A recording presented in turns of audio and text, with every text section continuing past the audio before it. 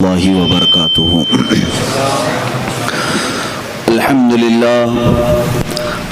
للہ الحنان المنان الذي خلق الانسان وعلمه البيان والصلاة والسلام على رسوله سید الانس والجان وعلى آلہ واصحابہ ذوی الخیر والاحسان، اما بعد فاعوذ باللہ من الشیطان الرجیم، بسم اللہ الرحمن الرحیم۔ الا ان اولیاء اللہ لا خوف علیہم ولا هم يحزنون الذین آمنوا وكانوا يتقون۔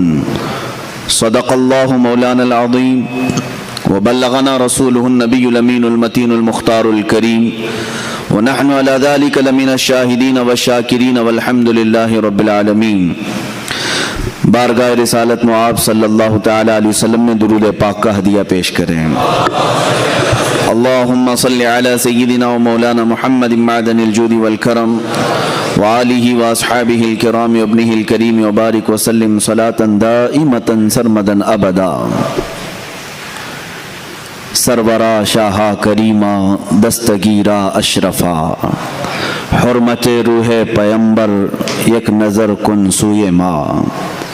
عزیزان گرامی وقار، آج کی ہماری یہ محفل پاک سلطان سید مخدوم اشرف جہانگیر سمنانی رضی اللہ تعالیٰ عنہ کی بارگاہ میں خراج عقیدت پیش کرنے کے لیے ان کے عرس کی مناسبت سے رکھی گئی ہے۔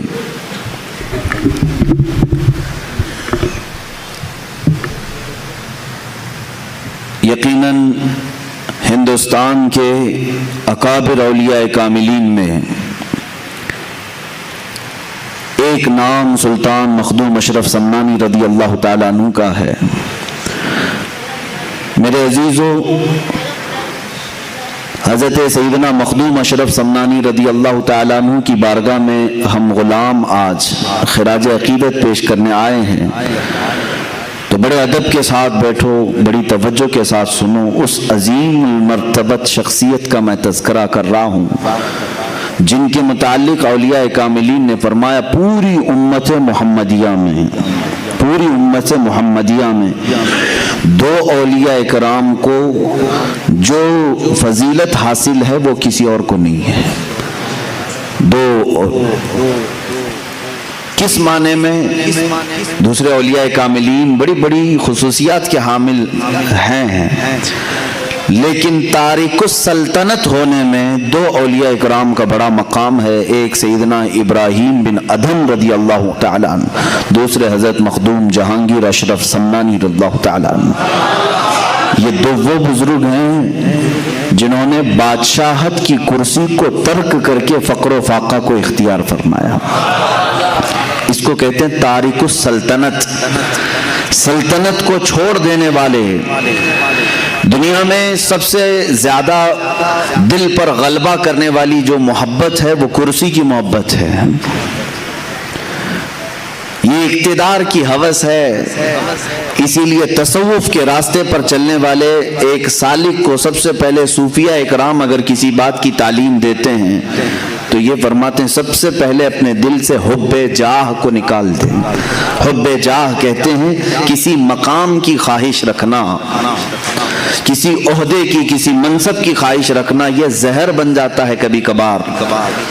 اور اس عہدے کے لیے، منصب کے لیے، اس جاہ کے لیے بندہ کبھی کبھار اپنے اولاد کی قربانی دیتا ہے، کبھی کبھار اپنے دین اسلام کی بھی قربانی دیتا ہے، خداوند قدیر و جبار کو بھی چھوڑ دیتا ہے۔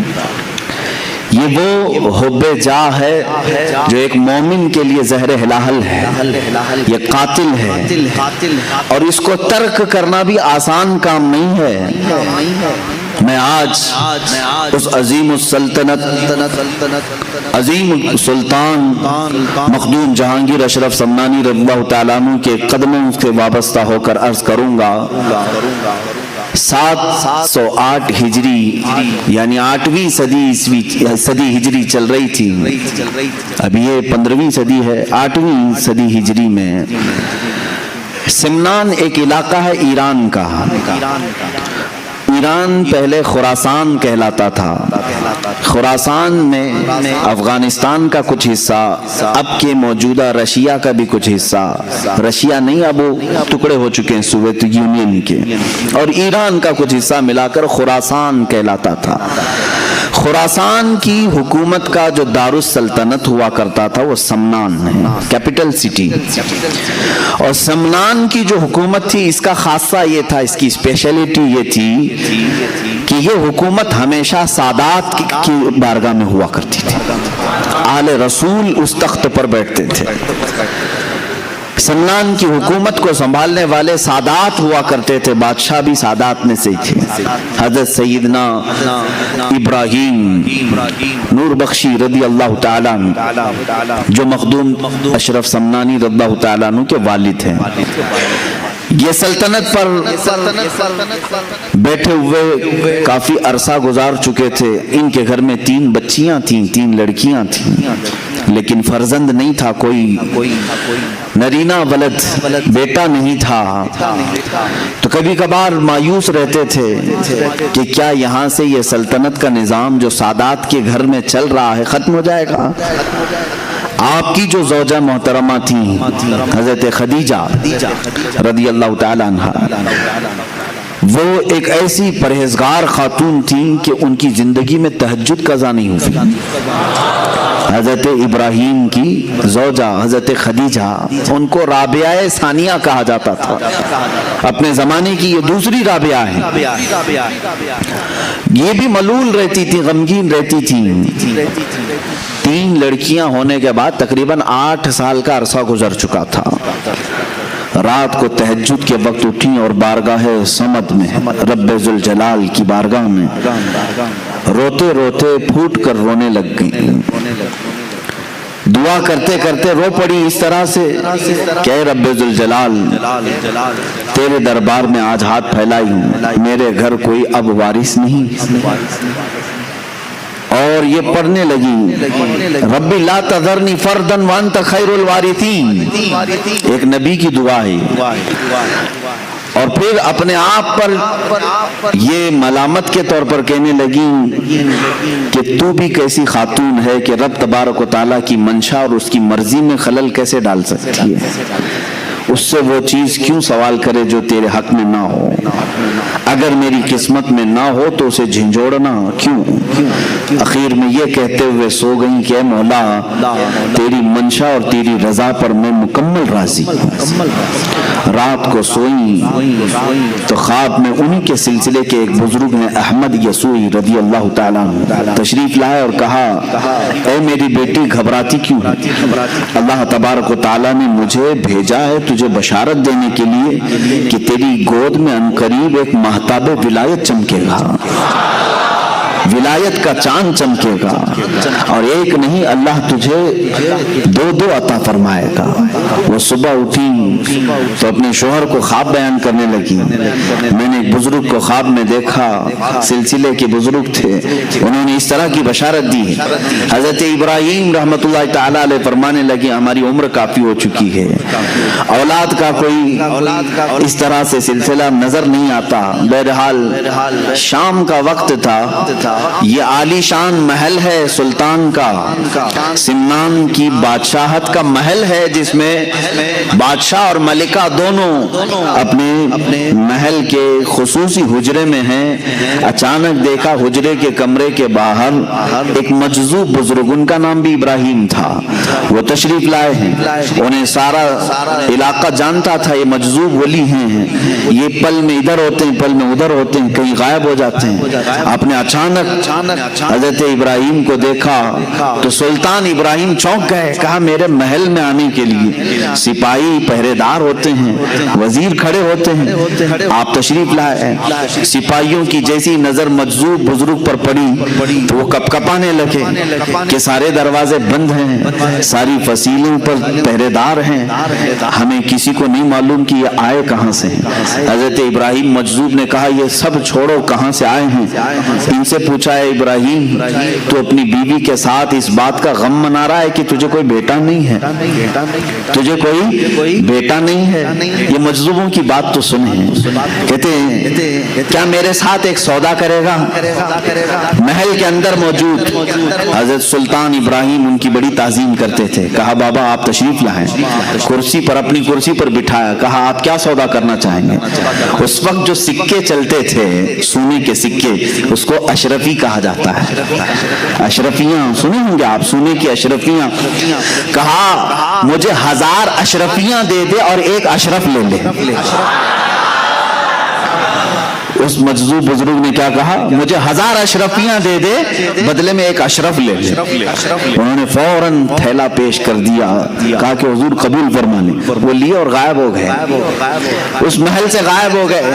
مجذوبوں کی کیفیات ایسی ہی ہوا کرتی ہیں، وہ حالت جذب میں آتے ہیں، کبھی کسی سے عام گفتگو کرتے ہیں، کبھی کسی سے معرفت کے بہت الگ انداز کی باتیں کرتے ہیں۔ غائب ہوئے چند دنوں کے بعد حضرت ابراہیم رحمۃ اللہ تعالیٰ علیہ کے گھر میں ولادت کے آثار نظر آئے، ان کی اہلیہ محترمہ حملہ ہوئی اور اس کے بعد جو بشارتوں کا سلسلہ ہوا سنیے، جب ان کے گھر میں 7 مہینے کا حمل یا 6 مہینے کا حمل تھا، یہی ابراہیم مجذوب رحمۃ اللہ تعالیٰ علیہ پورے سمنان میں گلی میں ڈھنڈورا پیٹتے ہوئے اعلان کرتے تھے، باخبر ہوشیار ملاحظہ ہو، باخبر ہوشیار ملاحظہ ہو۔ سارے لوگوں کو رات میں یہ جگاتے تھے اس طرح سے ڈھنڈورچی بن کر کے، سارے لوگ کان لگا کر کے سنتے تھے کہ بابا کس چیز کا اعلان کر رہے ہیں۔ جب اس طرح کے اعلانات ہوتے تو بادشاہ کی طرف سے ہوتے تھے۔ ابراہیم مجذوب رحمۃ اللہ تعالیٰ علیہ ڈھنڈورا پیٹ کر اعلان کرنے لگے، سارے اپنی اپنی مسندوں سے اتر جائیں اس لیے کہ امام کے آنے کا وقت ہو چکا ہے، سارے اپنے اپنے کرسیوں سے اتر جائیں کہ اللہ رب العزت کی طرف سے مہتاب ولایت کے آنے کا وقت ہے۔ 3 مہینے پہلے وہ اس طرح کا اعلان کرتے رہے، 3 مہینے کے بعد لوگوں نے دیکھا حضرت سید ابراہیم رحمۃ اللہ تعالیٰ علیہ کے گھر بیٹے کی ولادت ہوئی، اور خواب میں جو ان کے بزرگوں نے بشارت دی تھی اس بشارت کے اعتبار سے آپ کا نام اشرف رکھا گیا۔ یہی مخدوم اشرف سمنانی رضی اللہ تعالیٰ عنہ کی ولادت پاک کا میں نے تذکرہ کیا ہے۔ بڑی بشارتوں کے ساتھ آپ دنیا میں تشریف لائے ہیں، آپ کا نام اشرف تھا، صرف اشرف، اور اس جگہ انہوں نے آنکھیں کھولی ہیں جہاں ماں کو ہمیشہ تلاوت قرآن کرتے دیکھا، باپ کو محراب عبادت میں دیکھا۔ جب آپ 4 سال کے قریب کے ہوئے، آپ کو حضرت عماد الدین تبریزی رحمۃ اللہ تعالیٰ علیہ بڑے وقت کے عالم دین تھے، ان کی بارگاہ میں تعلیم کے لیے رکھا گیا، وہ تعلیق مقرر ہوئے بادشاہ کے صاحبزادے کی تعلیم کے لیے۔ 4 سال 4 مہینے 4 دن میں یہ قرآن پاک جو شروع کرتے ہیں 1 سال میں مکمل حافظ قرآن بن چکے تھے۔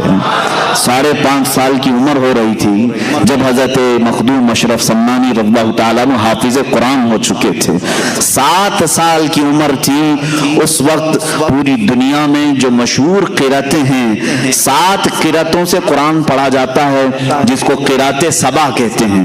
عام لوگ اب وہ سمجھ بھی نہیں پائیں گے کہ قرأت سبا ہے کیا چیز، اس لیے کہ یہ علم اٹھتا جا رہا ہے۔ 7 قرأتوں کے جاننے والے اب علماء بھی کم ہو گئے ہیں، یعنی قرآن 7 طریقوں پر نازل ہوا ہے، 7 قراء امام ہیں قرآن کے اور ان کے راوی ہیں پوری دنیا میں۔ ہم جو قرأت آج پڑھ رہے ہیں ہندوستان میں، یہ قرأت امام عاصم کوفی رضی اللہ تعالیٰ عنہ کی ہے۔ ہمارے امام قرأت میں کون ہے؟ امام عاصم کوفی ہیں، ان سے روایت کیا ہے ان کے شاگرد نے حضرت امام حفص رحمۃ اللہ تعالیٰ علیہ۔ جو آج ہم قرأت پڑھ رہے ہیں قرآن کو، الحمدللہ رب العالمین الرحمن الرحیم مالک یوم الدین، یہ جو طریقہ ہے یہ قرأت امام عاصم کوفی کا ہے۔ اس طرح 7 امام ہیں قرآن پاک کی قرأت کے، اس کو عام آدمی نہیں سمجھ سکے گا، اسے مکمل عالم دین بننا کرنا ہوگا, لغت عربی کی جانکاری پوری حاصل کرنی ہوگی, گرامر پورے سیکھنے پڑیں گے, الف کب آتا ہے, زبر کب آتا ہے, زیر کب آتا ہے, پیش کب آتا ہے, کن دو حرفوں کو ملایا جاتا ہے, کس کو سائلنٹ کیا جاتا ہے, یہ پورے گرامر سیکھنے کے بعد یہ قراتوں کا علم حاصل کر سکتے ہیں. قربان جاؤ مخدوم جہانگیر سمنانی رضی اللہ تعالیٰ عنہ کی عمر پاک 7 سال کی ہے اور 7 قراتوں کے ساتھ آپ حافظ قرآن ہو چکے تھے, حافظ قرآن ہو چکے تھے. عزیزان گرامی, یہاں تو 7 سال کی عمر میں ابھی بچے کو قرآن کا پہلا پارہ پڑھنا نہیں آتا. دیکھ کر کے وہ اللہ کے ولی تھے اور اللہ تعالیٰ نے انہیں علم لدنی عطا فرمایا. علم لدنی کہتے ہیں جو غیب سے دیا جائے.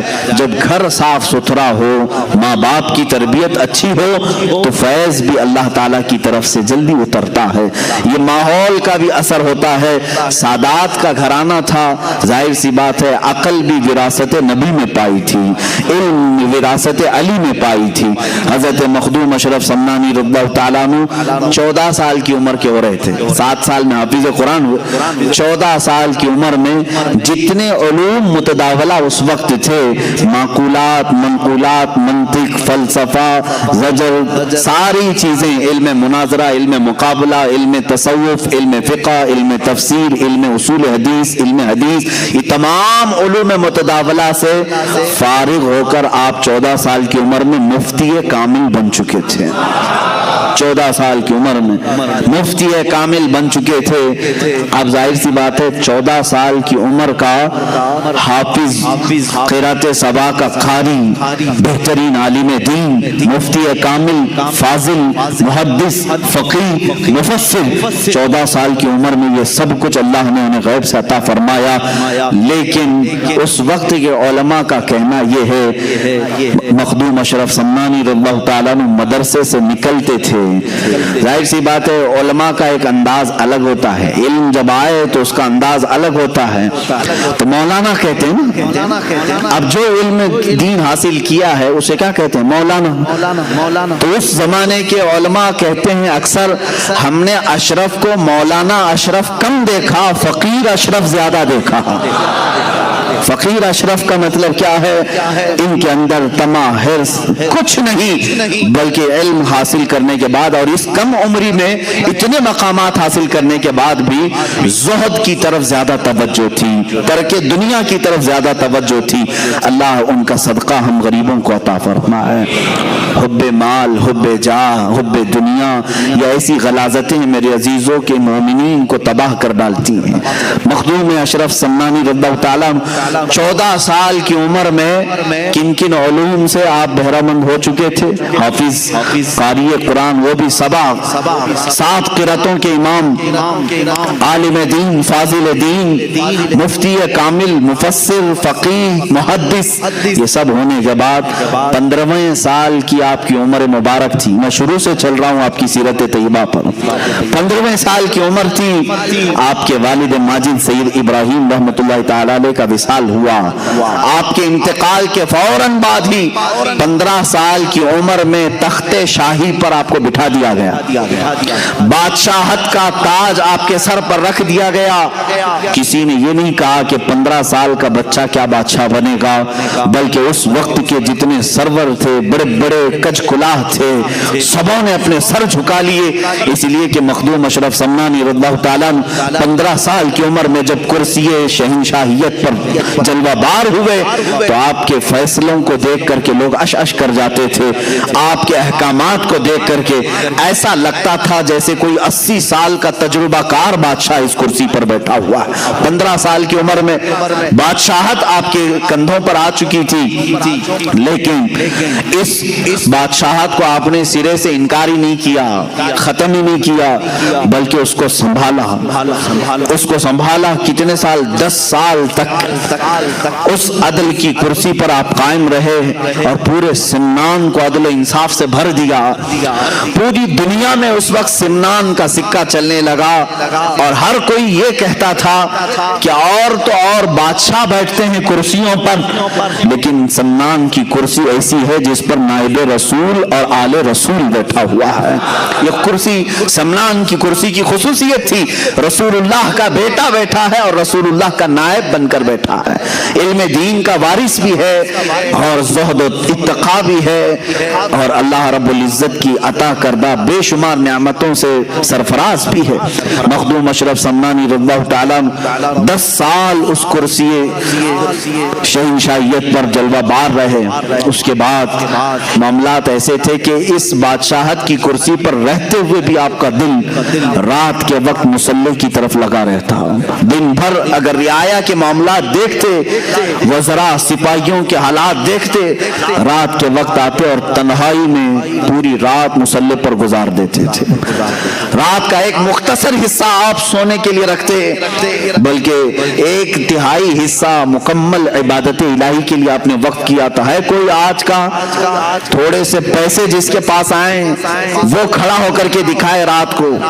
یہ بادشاہت جس کے پاس ہے وہ ساری سلطنت کا بار ان کے کندھوں پر ہوتا ہے، پوری رعایا کا بوجھ ان کے کندھوں پر ہوتا ہے. یہ سب چیزیں رکھنے کے باوجود مخدوم اشرف سمنانی رضی اللہ تعالیٰ عنہ کی زندگی میں کبھی آپ یہ نہیں پاؤ گے کہ انہوں نے رعایا کی خدمت کرتے کرتے کبھی اپنے رب کی نافرمانی کر دی ہو یا اپنے رب تبارک و تعالیٰ کی عبادتوں میں کمی کی ہو.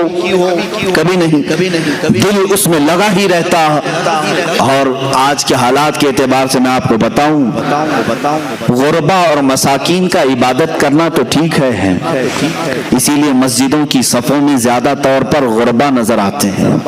غریبی اچھی بھی ہے اور کبھی کبھار غریبی یہ زحمت بن جاتی ہے اگر یہ کفر کی طرف لے جائے. اللہ تبارک و تعالیٰ اتنا دنیا میں رکھے کہ عزت کے ساتھ حلال کھائیں اور حلال کے ساتھ ہمارا خاتمہ ہو. یہ زندگی اچھی ہے، لیکن جانتے ہیں جن کے پاس پیسوں کی چربی آئی، یہ چربی اتنی موٹی ہو جاتی ہے کہ ان کو نمازیں بھاری پڑتی ہیں، رات کا گزارنا تو دور کی بات ہے. آؤ میں ایک طرف اس بادشاہ اعظم کا ذکر کروں جو سمنان کی کرسی پر فائز ہے، اور ایک طرف وہ جس کو دنیا کی ایک چھوٹی سی کرسی دی گئی. جیسے ہی اس کو نیتا کی کرسی ملی، سب سے پہلا کام جو ہوگا وہ یہ ہوگا کہ اپنے پیسوں کا انبار ان لٹیروں پر خرچہ کرے، شراب کے لیے، جوئے کے لیے، اور اڈے سجائے جائیں رات بھر. آج تقریباً نیتاؤں کے حالات اس طرح کے ہیں. میں سب کی بات نہیں کرتا، اکثر و بیشتر اپنا پرائیویٹ ایک ہاؤس بناتے ہیں فارم ہاؤس کے نام پر، یا پھر کہیں کلب ہوگا جہاں پر یہ رات بھر اپنے پیسوں کا اسراف کرتے رہیں گے. کرسی اسی لیے انہوں نے حاصل کی کہ راتوں کو عیاشی کی جائے، اور سمنان کی کرسی اس لیے حاصل کی گئی تھی کہ مصلی پر دل کی لذتیں حاصل کی جائیں، اپنے رب کی بارگاہ میں لذتیں حاصل کی جائیں. میرے عزیزوں، دنیا جس کے پاس آئی ان میں سے بہت کم ایسے لوگ ہیں جو امتحان میں کامیاب ہو جاتے ہیں، ورنہ اکثر کو اس دنیا نے، اس دولت نے رب تبارک و تعالیٰ سے دور کر دیا ہے. ہم نے تاریخ میں یہ بات بھی پڑھی، بارگاہ رسول کریم صلی اللہ تعالیٰ علیہ وسلم میں ایک شخص حاضر ہوا، اس نے کہا غریبی اتنی ہے کہ پہننے کو کپڑے نہیں ہوتے. حضور نے فرمایا صبر کر، تیرے لیے اس میں اچھائی ہے. بار بار اس نے دعا کی، درخواست کی. اللہ کے حبیب صلی اللہ علیہ وسلم نے ایک بکری دی اور کہا جائے اس میں اللہ تجھے برکت دے. اس بکری میں اتنی برکت ہوئی کہ بچے بکری کے بڑھتے گئے. اس شخص کو مدینہ چھوڑنا پڑا، بکریوں کا ریوڑ رکھنے کے لیے مدینے کے باہر ایک میدان میں رہنا پڑا، اور وہاں رہتے رہتے اتنی بکریوں کی فوج اس نے جمع کی.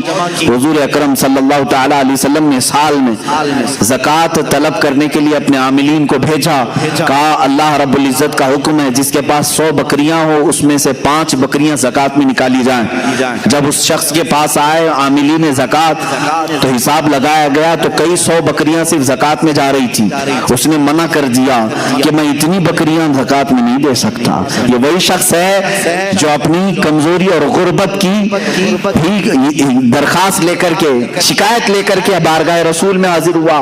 اس کے بعد صدیق اکبر رضی اللہ تعالیٰ عنہ کے زمانے میں بھی اس شخص نے زکوٰۃ نہیں دی، یہاں تک کہ روایات میں یہ ملتا ہے حضرت عمر فاروق رضی اللہ تعالیٰ عنہ کے زمانے میں ایک طوفان ایسا آیا کہ اس کی ساری بکریاں مر گئیں، پورا کا پورا ختم ہو گیا، اور یہ جیسا تھا ویسے ہی ہوا، اور نفاق کفر کی حالت میں اس کی موت ہو گئی۔ میرے عزیزو، کبھی کبھار مال اللہ اور اس کے رسول سے دور لے جاتا ہے، اسی لیے قرآن نے کہا انما اموالکم واولادکم فتنہ، تمہاری اولاد اور تمہارا مال تمہارے لیے آزمائش ہے۔ اللہ تمہیں یہ دے کر آزماتا ہے کہ جب میں تجھے مال دے دوں تو میری بارگاہ کے ساتھ لگا رہتا ہے، یا پھر چھوڑ کر کے دنیا کا تو طلبگار ہو جاتا ہے۔ عزیزان گرامی، سیدنا عمر فاروق رضی اللہ تعالیٰ عنہ کے گھر میں جب کبھی تحفے آتے، دولت آتی تو رونے لگ جاتے، رونے لگتے۔ آج دولت کی کس کو ضرورت نہیں ہے، ہم کو بھی ہے، آپ کو بھی ہے، ہم کماتے ہیں گھر چلانے کے لیے۔ امیر المومنین عمر فاروق رضی اللہ تعالیٰ عنہ کے گھر جب کچھ بڑا تحفہ آتا یا دولت آتی تو رونے لگ جاتے، پوچھتے کہ کیوں؟ فرماتے ہیں دولت جب بھی آتی ہے تو ساتھ میں اللہ کا امتحان بھی آتا ہے، مولا مجھے آزمانا چاہ رہا ہے، کہیں میں اس کے جمع خرچ کے حساب کتاب میں اللہ کی عبادت کو نہ بھول جاؤں۔ ہم نے دیکھا ہے حساب کرتے کرتے تو رات گزر گئی، 2 رکعت پڑھنے کی توفیق نہیں مل سکی۔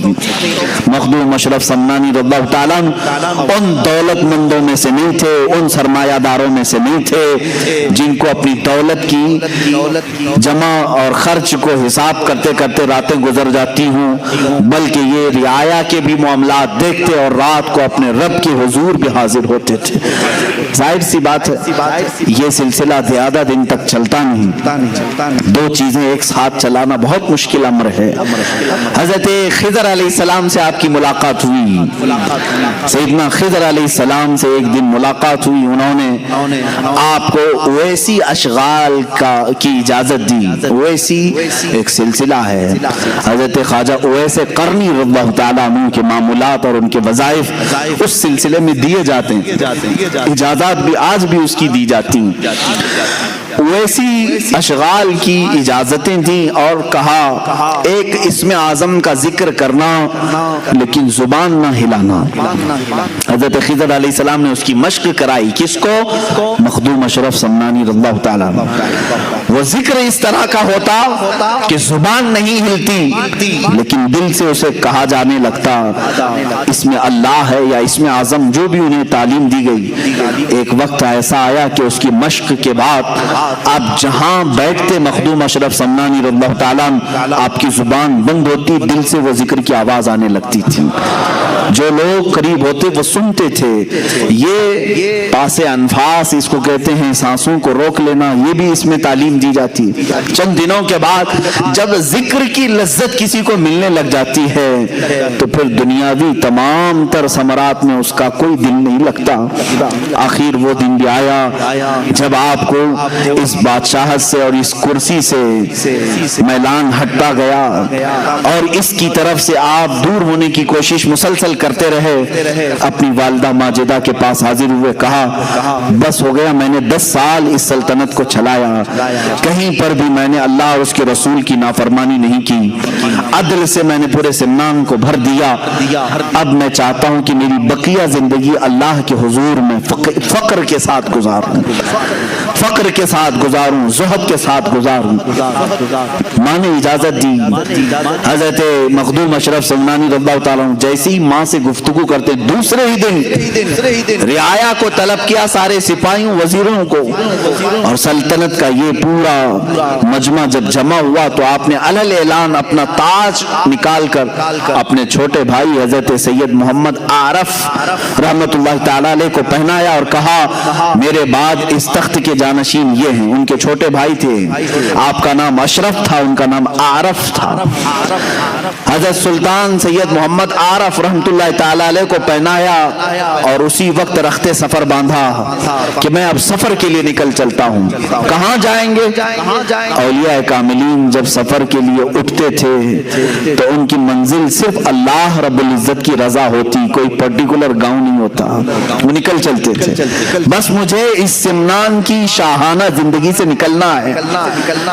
آپ کی والدہ ماجدہ نے کہا یہ علل اعلان مت کہو، سادات کی یہ کرسی ہے، بادشاہت کئی سالوں سے ہمارے خاندان میں چلی ہے، تم جا رہے ہو ٹھیک ہے، لیکن ایک کام کرو، چند وزیروں کو سپاہیوں کو ساتھ میں لے جاؤ تاکہ دنیا یہ سمجھے گی کہ بادشاہ کسی مہم پر جا رہا ہے، پھر لوٹے گا۔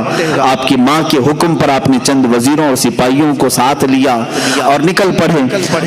سمنان کے حدود سے جب باہر آئے، آپ جب سمرقند کی طرف، جو آج ازبکستان کا ایک علاقہ ہے، پہلے جو رشیا میں تھا، اس طرف کی آپ نے سفر کا ارادہ فرمایا، بیچ راستے میں سارے سپاہیوں اور وزیروں کو واپس کر دیا اور کہا اب اس سفر میں مجھے تنہا چھوڑ دو، میں ہوں اور میرا حامی و ناصر و مددگار میرا مولا ہے۔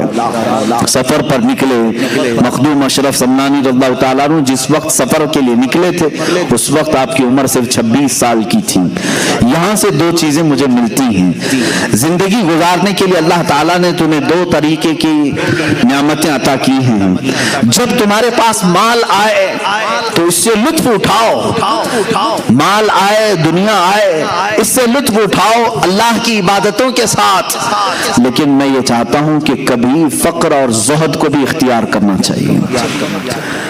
یہ میرے لیے، اپنے لیے بھی نصیحت ہے اور سب کے لیے بھی نصیحت ہے۔ ہم نے ان اولیاء کاملین کی زندگی میں دیکھا، یہ تخت پر بھی بیٹھے ہیں اور گدڑی بھی پہنے ہیں۔ زندگی میں کبھی آپ کے ایسے بھی معاملات ہوں۔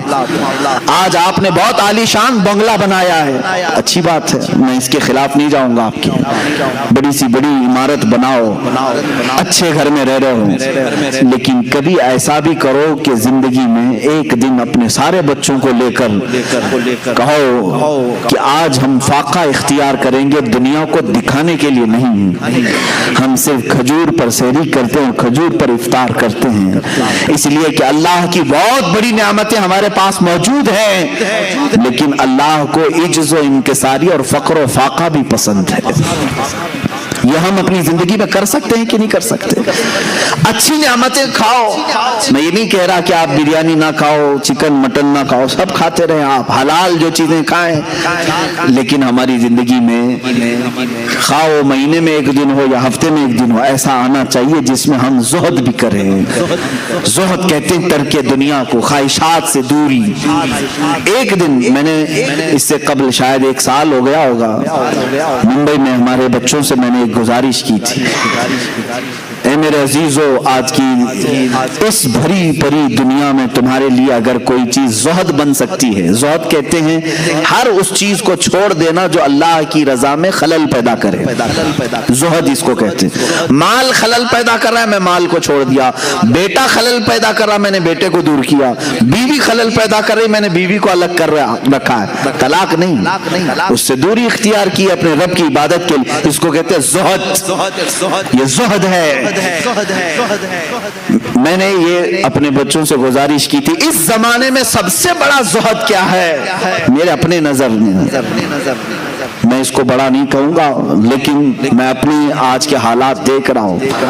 تمہاری زندگی میں ایک دن ایسا بھی لے آؤ، ہفتے میں ایک دن یا مہینے میں، کہ میں صبح سے لے کر شام تک اس موبائل کو ہاتھ بھی نہیں لگاؤں گا۔ حالانکہ موبائل اچھائیوں کے لیے بھی استعمال ہے، ایک دوسرے سے تعلقات اور ایک دوسرے کے لیے پیغام رسانی کا کام کرتا ہے، اس کی کل استعمال خراب نہیں ہے، لیکن خرابیوں کا شمار اس میں زیادہ ہے،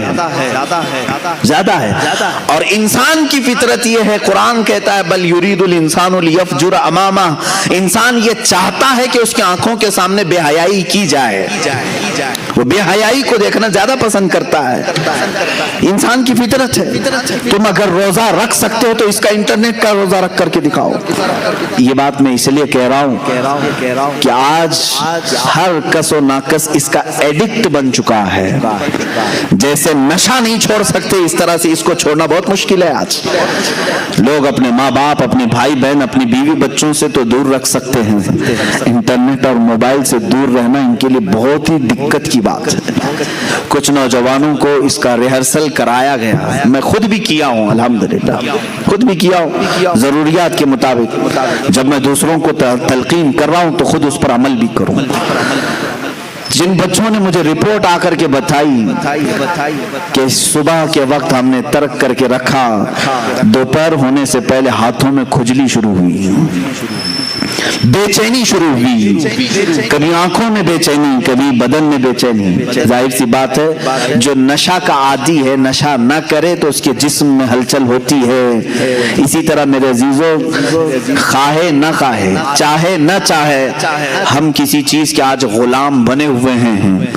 اگر تم زہد کر سکتے ہو تو کر کے دکھاؤ۔ آج کے زمانے میں مخدوم اشرف سمنانی رضی اللہ تعالیٰ عنہ اپنی زندگی میں ایسی کسی چھوٹی چیز کو انہوں نے نہیں چھوڑا تھا۔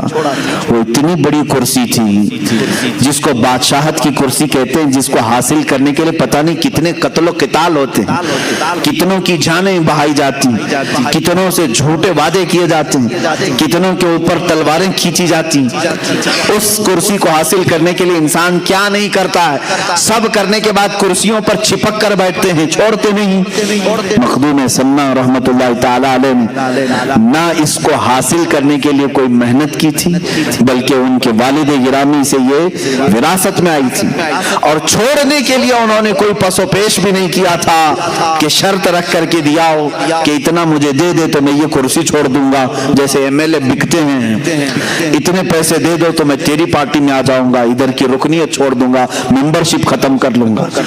مخدوم سمنا رحمت اللہ تعالی علیہ صرف اور صرف اپنے رب کی رضا حاصل کرنے کے لیے اپنے بھائی کی تاج پوشی کی اور ہمیشہ کے لیے سمنان چھوڑ کر آئے۔ دوبارہ کبھی سمنان واپس نہیں گئے، کبھی واپس نہیں گئے۔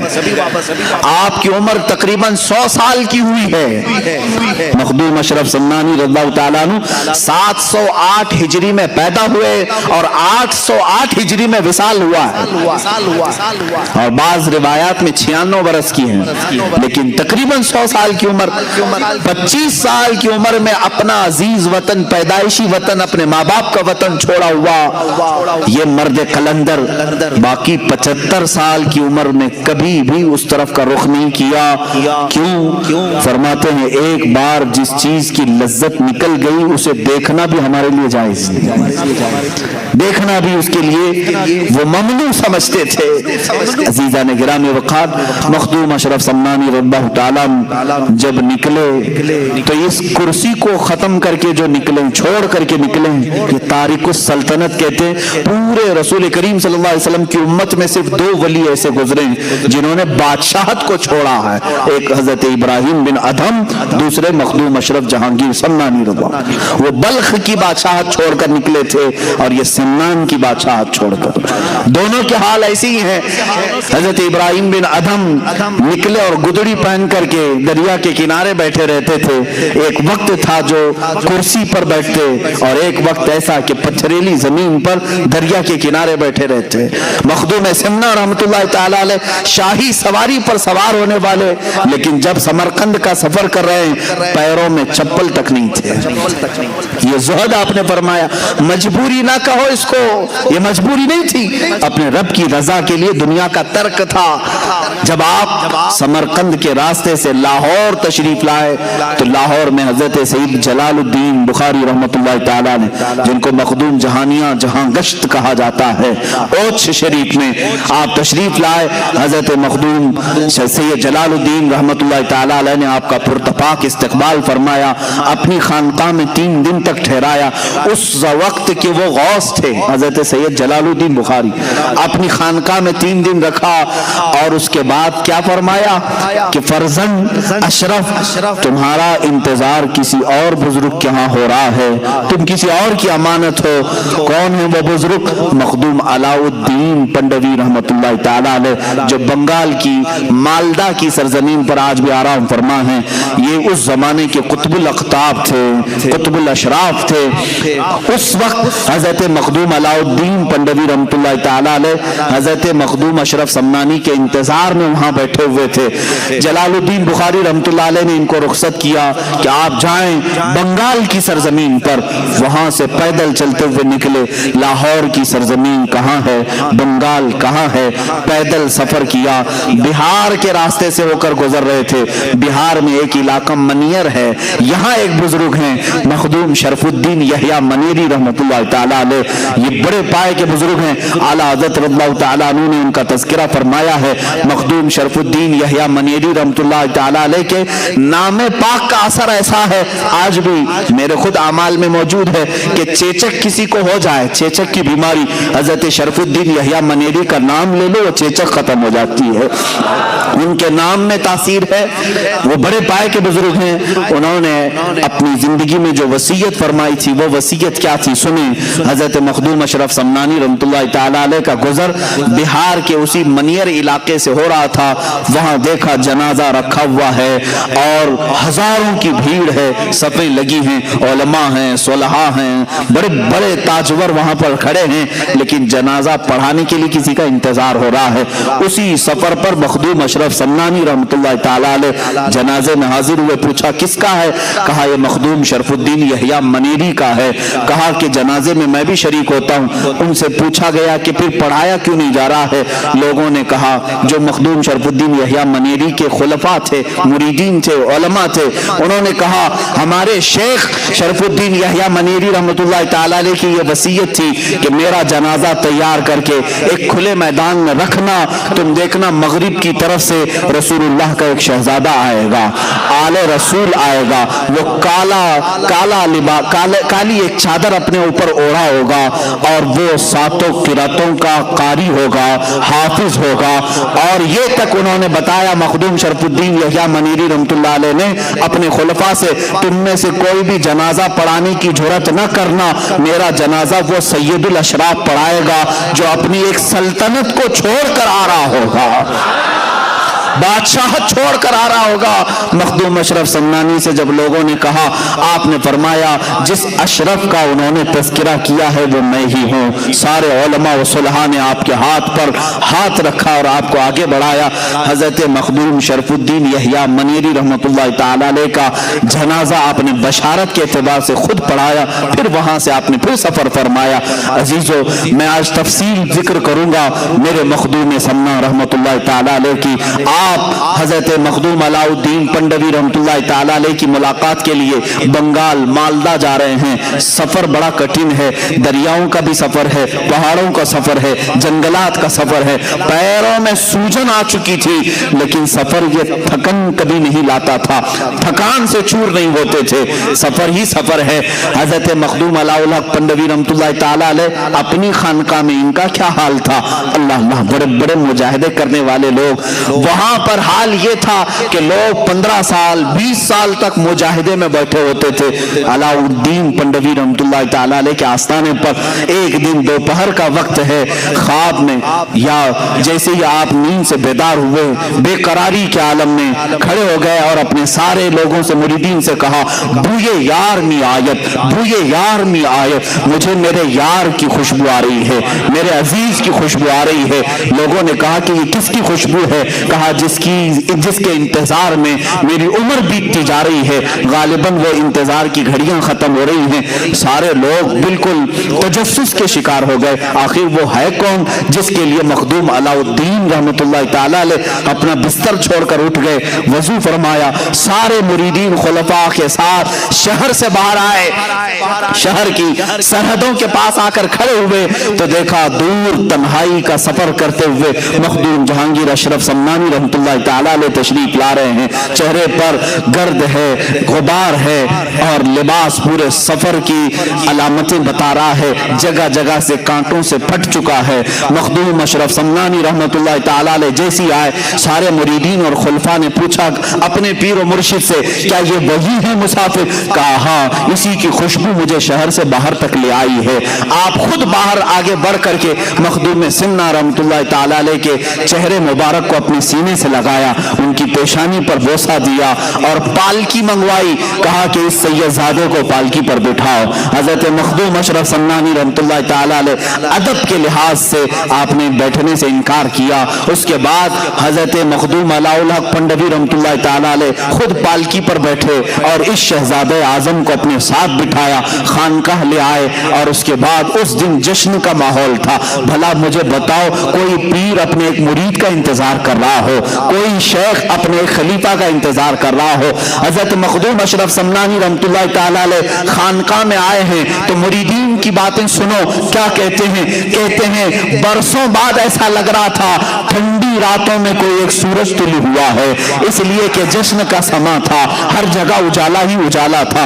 دو چہرے اتنے چمکتے تھے, ایک علاء الحق پنڈوی کا, ایک مخدوم سمنا کا. دسترخوان بچھایا گیا ہے, دسترخوان بچھائے گئے, اعزاز میں روٹیاں رکھی گئیں, سالن لائے گئے, اور وہاں پان کی گلوریاں پیش کی جاتی تھی, پان کھائے جاتے تھے. مخدوم سمنا رحمۃ اللہ تعالی علیہ دسترخوان پر سامنے بیٹھے ہیں. علاء الحق پنڈوی رحمۃ اللہ تعالی علیہ سب سے پہلا جملہ کیا فرمایا, اولیاء کا دسترخوان بھی کیسا ہوتا ہے. کہا تشت لاؤ ہاتھ دھلانے کے لیے, ہم بھی دسترخوان پر ہاتھ دھلاتے ہیں. مخدوم سمنا سے ان کے شیخ نے کہا, بیٹا فرزند اشرف اپنے ہاتھ دھو لو دنیا کی ہر لذت سے, دنیا کی ہر لذت سے ہاتھ دھو لو. آپ نے ہاتھ دھوتے ہوئے اپنے شیخ سے کہا کہ حضور والا, میرے مرشد گرامی, آپ کا یہ بیٹا, آپ کا یہ فرزند دنیا کی سب سے بڑی دولت جو کرسی ہوتی ہے اس بادشاہت سے ہی ہاتھ دھو کر کے آیا ہے. اور آپ نے ہاتھ دھو کر کے دسترخوان پر کھانا شروع فرمایا تو چار لقمے سب سے پہلے مخدوم علاء الحق پنڈوی رحمۃ اللہ تعالی علیہ نے اپنے ہاتھ سے ان کے منہ میں رکھے, اور ایک ایک لقمے پر کہا کہ کون کون سا لقمہ تھا. ایک طریقت کا تھا, ایک معرفت کا تھا, ایک اسرار و رموز کا تھا, ایک حقانیت کو پہنچنے والا تھا. یہ چار لقمے کھلانے کے بعد اپنا صافہ, اپنا امامہ نکالا, مخدوم جہانگیر اشرف سمنانی کے سر پر باندھا اور کہا, بیٹا فرزند اشرف, میں زمانے سے اس خرقے کو سنبھالا ہوں, سلسلہ چشتیہ سلطان غریب نواز رضی اللہ تعالیٰ عنہ کی بارگاہ سے آیا ہوا یہ امامہ آج تک میرے پاس امانت تھا. اس سلسلہ چشتیہ کی ساری امانتیں میں نے تمہارے سر پر رکھ دی. یہ خرقہ پوشی ہوئی, آج کے دن یہاں سے خلافت ہی دے دی گئی. آپ نے بیعت بھی کیا. مخدوم اشرف سمنانی رضی اللہ تعالیٰ اس خانقاہ میں تقریباً 12 سال تک گزارے, 12 سال تک. اس کے بعد اپنے پیر و مرشد سے اتنا لگاؤ تھا, ان کے بغیر وہ ایک پل بھی نہیں رہتے تھے. مخدوم اشرف سمنانی رضی اللہ تعالیٰ نے جب اپنی عمر کی 35ویں یا 37ویں سال کو پہنچے تو آپ کے پیر و مرشد نے کہا کہ اے فرزند اشرف, اب تمہارے اور ہمارے جدائی کا وقت ہے. میں تمہیں اس امانت کو دے کر اس راستے پر بھیج رہا ہوں جو راستہ تمہارے انتظار میں ہے. تمہیں یہ ساری امانتیں اس لیے دی گئی ہیں کہ تم دین رسول کی تبلیغ کرو, رسول کریم صلی اللہ تعالیٰ علیہ وسلم کی سنتوں کی تشہیر کرو. مخدوم اشرف سمنانی رضی اللہ تعالیٰ عنہ کو آپ نے بلایا اور جونپور کی سرزمین کی طرف اشارہ فرمایا. جونپور آج بھی اتر پردیش کا ایک علاقہ ہے, اور اس طرف اشارہ فرمایا. دسترخوان پر بیٹھ کر کے ایک علاقہ دکھایا جس کی ارد گرد تالاب ہے اور بیچ میں ایک چھوٹی سی جگہ ہے. کہا, اے اشرف, تمہارا یہ مضبوط قلعہ ہوگا, تم یہاں پر اپنا مسکن بناؤ گے. آپ نے اصرار کیا کہ حضور مجھے اپنے ساتھ اپنی صحبت میں رکھیں. آپ نے فرمایا, یہ امانتیں اس لیے دی جاتی ہیں کہ خلق خدا کو اس سے تم فیضیاب کرو. یہ صرف اپنے لیے نہیں ہوتی, خلق خدا کو تم اس سے فیضیاب کرو. حضرت مخدوم اشرف سمنانی رضی اللہ تعالیٰ عنہ اس وقت اپنے پیر و مرشد سے فرماتے ہیں, حضور جس علاقے میں آپ مجھے بھیج رہے ہیں وہاں پر ایک شیر ہے, اس شیر کے چنگل میں مجھے آپ بھیج رہے ہیں. آپ نے تھوڑی دیر تک انتظار فرمایا اور کہا, شیر اگرچہ ہوگا لیکن تمہاری تربیت یافتہ ایک چھوٹا سا بچہ اس شیر کے لیے کافی ہو جائے گا. یہ بزرگوں کی باتیں ہیں، اولیاء کاملین کی باتیں ہیں، یہ بات میں سمجھ میں آتی ہیں۔ حضرت مخدوم اشرف سمنانی رضی اللہ تعالیٰ وہاں سے نکلے بنگال سے اور پھر سفر فرمایا۔ حضرت مخدوم سمنا رحمۃ اللہ تعالیٰ علیہ جب جانے لگے تو وہاں پر ایک عجیب سا سما تھا، لوگ یہ کہہ رہے تھے کہ ساری رونقیں اپنے ساتھ لے جا رہے ہیں، ساری رونقیں۔ 37 سال کی عمر میں مخدوم سمنا رحمۃ اللہ تعالیٰ علیہ جب اپنے پیر و مرشد سے خلافت اور سارے خرقہ وغیرہ لے کر کے نکلے تو آپ کے پیر و مرشد نے ہی آپ کو یہ لقب دیا کہ اب میرا یہ اشرف جہانگیر ہوگا۔ جہانگیر، یہ جہانگیر کا لقب آپ کے پیر و مرشد سے دیا گیا۔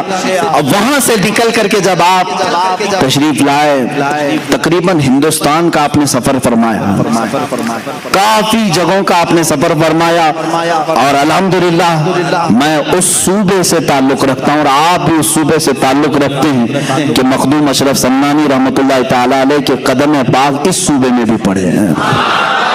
آپ گلبرگہ شریف تشریف لائے تھے، گلبرگہ شریف کی سرزمین پر خواجہ بندہ نواز گیسو دراز رحمت اللہ تعالیٰ علیہ کے آستانے پر بھی آپ نے چلہ کشی فرمائی، اور یہی وہ مقام ہے جب آپ حضرت مخدوم اشرف سمنانی رحمت اللہ تعالیٰ علیہ اپنے ایک خیمے میں الگ رہا کرتے تھے سفر میں، آپ کے خلفاء مریدین ساتھ ہوتے، آپ کے ساتھ آپ کے شاگرد رشید، آپ کے خلف اکبر حضرت سیدنا عبدالرزاق نور العین رحمت اللہ تعالیٰ علیہ جو آپ کے بھانجے بھی ہیں، وہ ساتھ رہا کرتے تھے اکثر۔ ایک رات کو دیکھا حضرت مخدوم سمنا رحمت اللہ تعالیٰ علیہ کا خیمہ اتنا گرم لگ رہا تھا، جیسے لگتا ہو کہ رات کے وقت سورج کی ساری تپش یہاں ہے، کسی کے داخل ہونے کی جرات نہیں ہو رہی تھی۔ حضرت مخدوم سمنا رحمت اللہ تعالیٰ علیہ اس خیمے کے اندر موجود ہیں، لوگوں نے اندر داخل ہونے کی کوشش کی، پھر حضرت سیدنا عبدالرزاق نور العین رحمت اللہ تعالیٰ علیہ اجازت لے کر خیمے میں آتے، کیا دیکھا کہ پیشانی پر بڑے بڑے پسینے کے قطرات ہیں اور پیشانی تیز چمک رہی ہے، اور آپ مصلی پر بیٹھے ہوئے ہیں۔ حضرت مخدوم سمنا رحمت اللہ تعالیٰ علیہ کی زندگی میں ایسی کیفیت کبھی کسی نے دیکھی نہیں تھی۔ تو لوگ حاضر ہوئے، آپ نے پوچھا کہ حضور طبیعت پر کچھ بار ہے، کچھ بوجھ ہے؟ آپ نے فرمایا نہیں اے میرے عزیز، آج مجھے میرے رب کی طرف سے ایک بڑا اعزاز دیا گیا ہے، ایک بڑا اعزاز انعام دیا گیا ہے۔ کہا کہ وہ کیا چیز ہے؟ مخدوم اشرف سمنانی رحمۃ اللہ تعالیٰ علیہ فرماتے ہیں ہر زمانے میں اولیاء کاملین میں ایک غوث ہوتا ہے، اس کی اجازت سے سارے لوگوں کو ولایت دی جاتی ہے، جو بھی ولی بنتا ہے وہ غوث کے تصرفات سے بنتا ہے، اللہ تعالیٰ غوث کو ولایت کے سارے خزانے دیتا ہے، وہ جسے چاہے ولی بنائے۔ ہر زمانے میں ایک غوث ہوتا ہے، اس زمانے کے غوث کا انتقال ہو گیا۔ مخدوم سمنا رحمت اللہ علیہ فرماتے ہیں اس زمانے کے غوث کا انتقال ہوا، ہزاروں اولیاء کاملین غوثیت کے طلبگار تھے بارگاہ رب العزت میں، اور اللہ تعالیٰ نے وہ غوثیت کا مقام مجھے تفویض فرمایا، آپ کو غوثیت کا مقام دیا گیا۔ یہ وہ مقام ہے میرے عزیزو، اولیاء کاملین میں چند ہی بزرگوں کو ملتا ہے، اور آپ کو محبوب یزدانی کہا جانے لگا۔ محبوب سبحانی آپ نے سنا ہوگا، غوث اعظم کو کہا جاتا ہے، محبوب الہی نظام الدین اولیاء کو کہتے ہیں، اور اسی طرح محبوب یزدانی حضرت مخدوم اشرف سمنانی کو کہا جاتا ہے۔ میں آپ کو ایک اور بات بتا دوں، یہ اتفاق سے نہیں ہوا، خانہ کعبہ کے پاس حضرت شیخ محی الدین ابن عربی رضی اللہ تعالیٰ عنہ، جن کو شیخ اعظم کہتے ہیں، ابن عربی رحمت اللہ تعالیٰ علیہ، خانہ کعبہ کے طواف کے پاس موجود ہیں۔ انہوں نے دیکھا کہ ایک شخص ایسا ہے طواف اتنی تیزی سے کر رہا ہے، چکر لگا رہا ہے، لوگوں کی بھیڑ بھاڑ، نہ وہ کسی کو دھکا دیتا ہے نہ کسی کو ٹچ کرتا ہے، لیکن آسانی سے نکلتا ہوا جا رہا ہے بہت تیزی سے۔ طواف میں ایسا نہیں ہو سکتا، ممکن نہیں، بغیر کسی کو ٹچ کیے کوئی طواف کر لے، بھیڑ بھاڑ۔ اور ایک شخص ایسا ہے کہ وہ بہت تیزی سے طواف کا سفر کر رہا ہے۔ حضرت شیخ محی الدین ابن عربی فرماتے مجھے ایسا لگ رہا تھا کہ اس کا جسم صرف دکھ رہا ہے اور خالی اس کی روح طواف کر رہی. جسم اگر ہے تو پھر ایک دوسرے سے ٹچ ہوگا, لوگ ہٹیں گے, دھکا مکی ہوگی, لیکن یہ بغیر کسی کو ہٹائے بھیڑ بھاڑ میں طواف بھی کر رہا ہے آسانی سے. جب طواف مکمل ہو گیا, شیخ ابن عربی رحمۃ اللہ تعالی علیہ اس شخص کے پاس حاضر ہوتے ہیں اور سلام کر کے پوچھتے ہیں کہ آپ کا نام کیا ہے, آپ کون ہیں؟ تو انہوں نے کہا میں ابو بکر سبتی ہوں. یہ شیخ سیدنا ابو بکر سبتی تھے.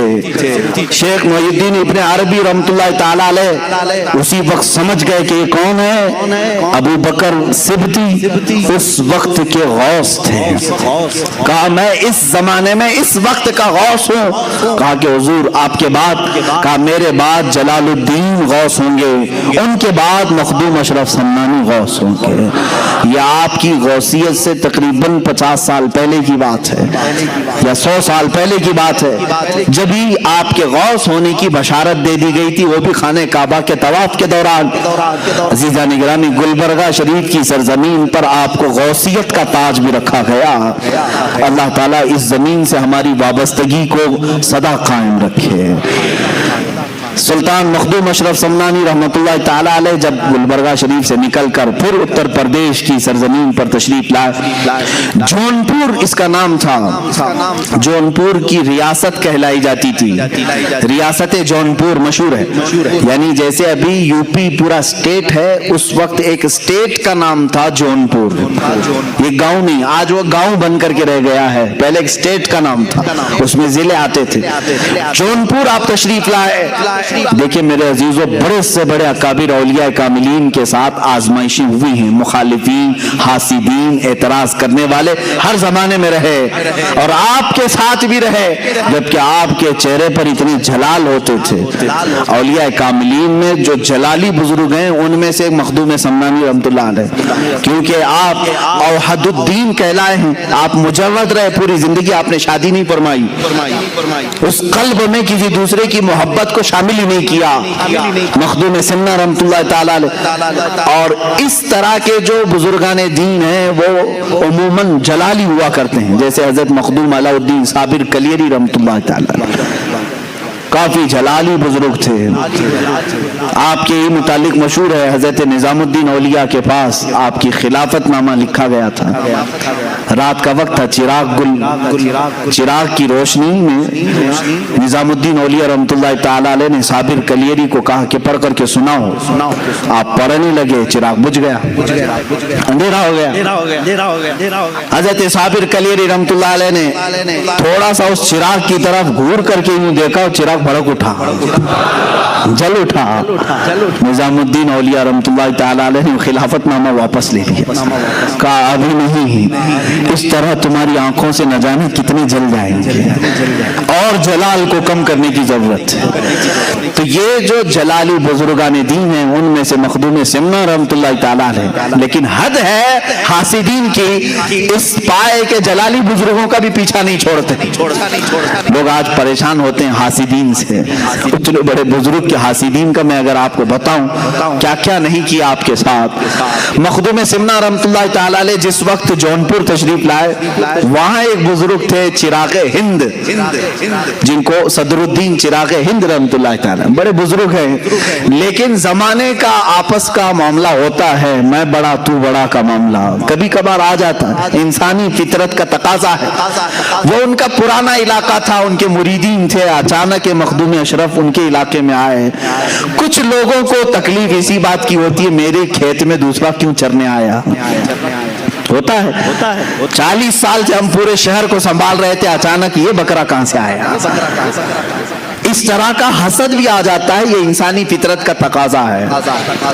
چراغ ہند رحمۃ اللہ تعالی علیہ وہ بزرگ بھی ہیں, میں ان کی بیعت بھی نہیں کر رہا ہوں, لیکن مخدوم سمنا ہے, وال رسول بھی. مخدوم جہانگیر اشرف سمنانی رحمۃ اللہ تعالی علیہ جس وقت جونپور تشریف آئے, لوگ جوق در جوق آپ کے مرید بن گئے تھے, کیونکہ چہرے میں وہ نیر تاباں تھا کہ لوگ دیکھتے تو گناہوں سے دور ہو جاتے, اپنے میل کچیل کو دھل دیتے ہیں، اور صرف ایک صحبت کافی ہوتی تھی کہ لوگ صرف مرید نہیں ولی کامل بنتے تھے۔ مخدوم سمنا کی صحبت بہتوں کو اعلیٰ مقام تک پہنچائی۔ اس زمانے میں ایک عالم دین تھے مولانا کبیر الدین۔ اس وقت مولانا کبیر الدین صاحب ایک خواب دیکھتے ہیں، خواب میں انہوں نے ایک بزرگ کا چہرہ دیکھا، سرخ بال ہیں، چہرہ پورا چمک رہا ہے، جب وہ مسکراتے ہیں تو رخساروں پر انار کی سرخی آتی ہے، اور اس بزرگ نے کہا کہ میں تیرا مرشد ہوں۔ مولانا کبیر الدین صاحب اس وقت تک مرید نہیں ہوئے تھے۔ صبح اٹھتے ہیں، پوچھتے ہیں علاقے میں سب سے بڑے بزرگ کون ہیں؟ لوگوں نے کہا حضرت صدر الدین چراغ ہند رحمۃ اللہ علیہ سب سے بڑے بزرگ۔ مولانا کبیر الدین ان کی تلاش میں گئے، چراغ ہند کی بارگاہ میں گئے تو واقعی وہ بڑے کمال کے بزرگ تھے، لوگوں کا جمگٹا تھا، تبلیغ تربیت سب ہو رہی تھی، لیکن خواب میں جو دیکھے تھے وہ نہیں تھے۔ مولانا کبیر الدین نے کہا میں نے خواب میں جو بزرگ کو دیکھا وہ یہ نہیں ہے۔ تو وہ وہاں سے اٹھ کر کے چلے آئے، کہا کہ میں یہ بزرگ کو خواب میں نہیں دیکھا۔ چراغ ہند رحمۃ اللہ علیہ نے پوچھا یہ مولوی کیوں آیا تھا؟ کہا کہ حضور بیعت کرنے کے لیے آیا تھا۔ کہا پھر کیوں نہیں ہوا؟ کہا پتہ نہیں، اس نے کچھ اور چہرہ دیکھا ہے۔ تو چراغ ہند ناراض ہوئے، پوچھا کہ دیکھو یہ جاتا کہاں ہے؟ مولوی صاحب کہاں آئے؟ مولانا کبیر الدین سیدھے مخدوم اشرف کے پاس آئے۔ اس وقت آپ ایک مسجد میں جلوہ بار تھے چند مریدین کے ساتھ۔ جیسے ہی مسجد میں مولانا کبیر الدین آئے، پہلی نظر میں پہچان لیا خواب میں آنے والے یہی بزرگ تھے۔ خواب میں تشریف لائے، مخدوم سمنا کے پاس اپنا سب کچھ نچھاور کر دیا اور سلسلہ اشرفیہ میں داخل ہوئے۔ مخدوم سمنا کے ہاتھ پر بیعت کیا، اور اسی بیعت کے تھوڑی دیر کے بعد چرچا ہو گیا مولانا کبیر الدین چراغ ہند سے مرید ہونے گئے تھے، لیکن ان کی محفل سے اٹھ کر کے آئے مخدوم سمنا کے مرید ہو گئے۔ چراغ ہند پرانے بزرگ ہیں، مخدوم سمنا نئے بزرگ ہیں، ابھی ابھی آئے ہوئے ہیں۔ یہ بات پھیلی، چراغ ہند رحمۃ اللہ تعالی علیہ کے پاس لوگوں نے کہا آپ کی تو توہین ہو گئی، آپ کی مجلس چھوڑ کے مولوی چلا گیا۔ کہا کہ وہ کبیر الدین جوانی میں، وہ کبیر الدین جو ہے وہ جوانی میں مر جائے گا، گیا ہے مجھے چھوڑ کر جوانی میں مر جائے گا۔ وہ ولی کی زبان سے نکلی ہوئی بات تھی۔ مولانا کبیر الدین کو جب سنایا گیا کہ انہوں نے تو تمہارے لیے یہ جملہ کہہ دیا کہ کبیر الدین جوانی میں مر جائے گا، تو اپنے پیر و مرشد کی بارگاہ میں آئے، ملول خاطر ہو کر کہا کہ حضور بڑی بات ہو گئی، چراغ ہند نے میرے متعلق یہ کہا۔ مخدوم سمنا رحمۃ اللہ تعالی علیہ کی بات دیکھیں، کہا تم کیا چاہتے ہو؟ اپنی مرید سے کہا تم کیا چاہتے ہو؟ تم بھی اپنی زبان سے کچھ نہ کچھ بولو اور اللہ اسے پورا کرے گا، اللہ اسے پورا کرے گا۔ یہ مخدوم سمنا کا تصرف دیکھیں۔ پہلی بات میں تو آپ نے کہا کہ میرے مرید تیرا نام کبیر ہے۔ کیا ہے؟ تیرا نام کبیر ہے، اور کبیر بوڑھے کو کہتے ہیں، جوانی میں تو کیسے مرے؟ نام کبیر ہے تیرا، تو بوڑھا ہو کے مرے گا۔ مخدوم سمنا نے کیا کہا؟ تو بوڑھا ہو کر کے مرے گا۔ تھوڑی دیر مراقبہ کیا، کہا لیکن انہوں نے جو کہا ہے وہ بھی بات ہو گئی ہے، وہ بھی اللہ کی بارگاہ میں قبول ہے، دونوں کی زبان سے نکلا ہے۔ تو مخدوم سمنا نے کہا تو کچھ بول، تیری زبان سے تو کیا چاہتا ہے؟ کہا کہ حضور میں کیا کہوں، وہ بڑے ہیں، بس انہوں نے میرے لیے جو کہا ہے وہ ان کے لیے بھی ہو جائے۔ انہوں نے کہا نا جوانی میں مر جائے، میرے لیے جو انہوں نے کہا وہ ان کے لیے بھی ہو جائے۔ بات آئی گئی، یا اولیاء کاملین کی بات کو ہلکا نہ سمجھو میرے عزیزو۔ گفت ہے خدا بوت، یہ کہا گیا ہے فارسی میں، گرچہ از حلقوم عبداللہ بوت، اگرچہ یہ عبداللہ یعنی اللہ کا بندہ کہہ رہا ہے، لیکن اولیاء کے زبان سے نکلے ہوئے کلمات اللہ کے ہوا کرتے ہیں۔ ہوا یہ معاملہ، مولانا کبیر الدین رحمت اللہ تعالیٰ علیہ مخدوم سمنا کے مرید 25 سال کی عمر کے تھے۔ کتنے؟ 25 سال کی عمر۔ 25 سال کی عمر میں آپ کے پورے بال سفید ہو گئے، دانت جھڑ گئے، کمر ٹیڑھی ہو گئی، ہاتھ میں لکڑی آ گئی۔ کتنی عمر میں؟ 25 سال کی عمر میں۔ اور 25 سال کی عمر میں اتنا بڑھاپا جیسے لگتا تھا کہ 90 سال کی عمر ہے۔ کوئی آپ کو نہیں کہہ سکتا تھا 25 سال کی عمر ہے۔ اور اس 25 سال کی عمر میں آپ نے لکڑی بھی لے لی، سفید بال، کمر ٹیڑھی، لیکن ادھر چراغ ہند رحمت اللہ تعالی علیہ ان کے مولانا کبیر الدین کے انتقال سے 5 سال پہلے ہی جوانی میں وصال کر گئے، وہ انتقال کر گئے۔ چراغ ہند ان کی زبان سے جو نکلا وہ بھی ہوا، اور چراغ ہند نے جو کہا تھا وہ کیسے ہوا؟ 25 سال کی عمر میں ہی مولانا کبیر الدین کا انتقال ہوا۔ لوگوں نے کہا کہ حضور آپ نے تو فرمایا تھا یہ بوڑھا ہو کے مرے گا۔ مخدوم سمنا نے فرمایا تم نے نہیں دیکھا وہ بوڑھا ہو کر کے ہی مرا ہے، یعنی 25 سال کی عمر میں ہی اسے 90 سال تک کے اللہ نے لطف عطا کر دیے ہیں۔ زندگی کی جتنی بہاریں تھیں اس نے 25 سال کی عمر میں دیکھ لیا۔ عزیزان گرامی، یہ زبان کی تاثیر ہے۔ اب یہاں جو معاملات ہوئے تھے وہ میں ذکر کر رہا ہوں مخدوم سمنا کے ساتھ۔ چراغ ہند ظاہر سی بات ہے ان کے بھی بڑے کرامات تھے، تصرفات تھے، دیکھیں مقابلہ ہوا۔ اولیاء کاملین اس طرح مقابلہ نہیں کرتے، لیکن کبھی کبھار ہوا ہے۔ سرکار غوث پاک کے ساتھ ہوا ہے۔ سرکار غوث پاک رضی اللہ تعالیٰ عنہ کے دربار میں شیخ احمد جام نہیں آئے تھے اپنے شعر کو لے کر کے، جاؤ مولانا عبد القادر سے کہو کہ اپنے دیوان سے، اپنے لنگر سے ایک گائے بیچ دیں۔ معاملہ سنا آپ نے؟ وہ اپنے وقت کے ولی تھے، ورنہ غوث پاک کی بارگاہ میں گائے مانگنے کے لیے اپنے شعر کو یوں نہیں کہتے۔ ایسے معاملات ہوئے ہیں۔ مخدوم سمنا ایک بار بیٹھے ہوئے ہیں مسجد میں، لوگوں کو تربیت دے رہے ہیں، مریدین بڑھ گئے۔ چراغ ہند نے دیکھا، باہر سے انہوں نے پتہ نہیں ہاتھ اٹھائے یا کچھ کیا تو پوری مسجد میں آگ کی جیسی گرمی بھر گئی، اتنا گرم کہ جیسے آگ کے شعلے اٹھ رہے ہوں۔ 1 2 3 کرتے کرتے لوگ اٹھنے لگے، سب جانے لگے۔ ظاہر سی بات ہے کون گرمی کو برداشت کرے گا؟ تو مخدوم سمنا رحمت اللہ علیہ کے چند مریدین تھے باقی رہ گئے جو گرمی کو برداشت بھی نہیں کر پا رہے تھے۔ مخدوم سمنا رحمت اللہ علیہ نے کہا کہ یہ صرف لگایا ہوا چراغ ہے، چراغ ہند نے کیا تھا، اس چراغ کو تھوڑے سے پانی کی ضرورت ہے، اس گرمی کو ہلکا کرنے کی تھوڑے سے پانی کی ضرورت ہے۔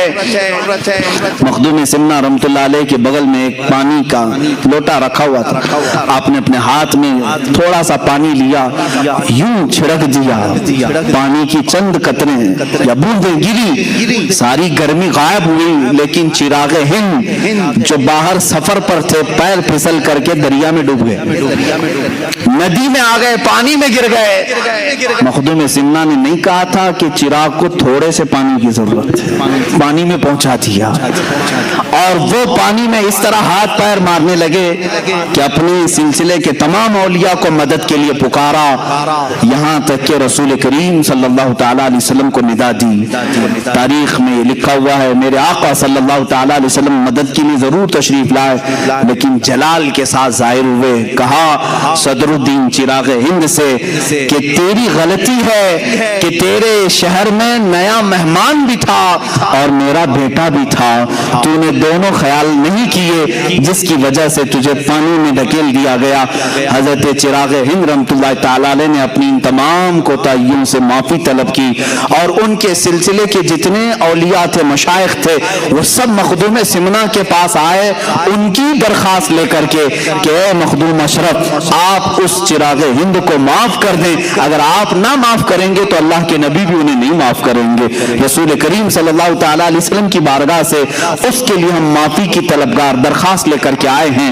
یہ سلسلے کے بڑے مشائخ کو دیکھا، ان کی روحیں آئی ہوئی ہیں، مخدوم سمنا رحمت اللہ تعالیٰ علیہ نے انہیں معاف فرمایا، وہ پانی سے باہر نکلے اور پھر میرے آقا سرکار مخدوم پاک کی قدموں میں تشریف لائے، اور زندگی بھر پھر آپ کے احترام اور ادب بھی کرتے رہے۔ اولیاء کاملین کے زمانے میں ایسے حالات ہوئے، سرکار غوث پاک کی بارگاہ میں ایک معاملہ ایسا ہوا تھا، آپ نے منبر پر کھڑے ہو کر کے اعلان فرمایا میرا یہ قدم تمام اولیاء کی گردنوں پر ہے۔ سارے جو اولیاء تھے سب نے اپنی گردن جھکائی، بلکہ بعضوں نے کہا بل علی رأسی وعلی عینی، بلکہ ہماری آنکھوں پر بھی، ہمارے سروں پر بھی اے غوث آپ کا قدم ہو۔ سرکار مفتی اعظم ہند نے یوں فرمایا یہ دل یہ جگر ہے، یہ آنکھیں یہ سر ہے، جہاں چاہو رکھو قدم غوث اعظم۔ اولیاء کاملین نے قبول کیا، لیکن اس زمانے میں ایک بزرگ تھے، ان کا بھی بڑا مشہور معاملہ تھا، لوگ ان کے ارد گرد بہت ہوتے تھے. انہوں نے کہا میں شیخ عبد القادر جیلانی کے قدم کو اپنی گردن پر نہیں محسوس کرتا, میں ان کے قدم کو نہیں مانتا. اتنا کہنا تھا. غوث پاک کی بارگاہ میں جب ان کے متعلق کہا گیا, آپ نے اعلان فرمایا اگر میرا قدم اس کی گردن پر نہیں ہے تو پھر کسی خنزیر کا ہوگا, کسی غلیظ جانور کا قدم ہوگا. اللہ کے ولی اور وہ بھی غوثیت ماپ سے نکلی ہوئی زبان کے جملوں کو اور کلمات کو دیکھیں. ان کا حال ایسا ہوا کہ وہ ایک عورت کے عشق میں گرفتار ہوئے, خانقاہ چھوڑ دیا, مریدین چھوڑ دیے, اس لڑکی کے چکر میں آپ در بدر بھٹکتے رہے. ایک وقت ایسا آیا کہ وہ لڑکی عیسائی تھی, کرسچن تھی.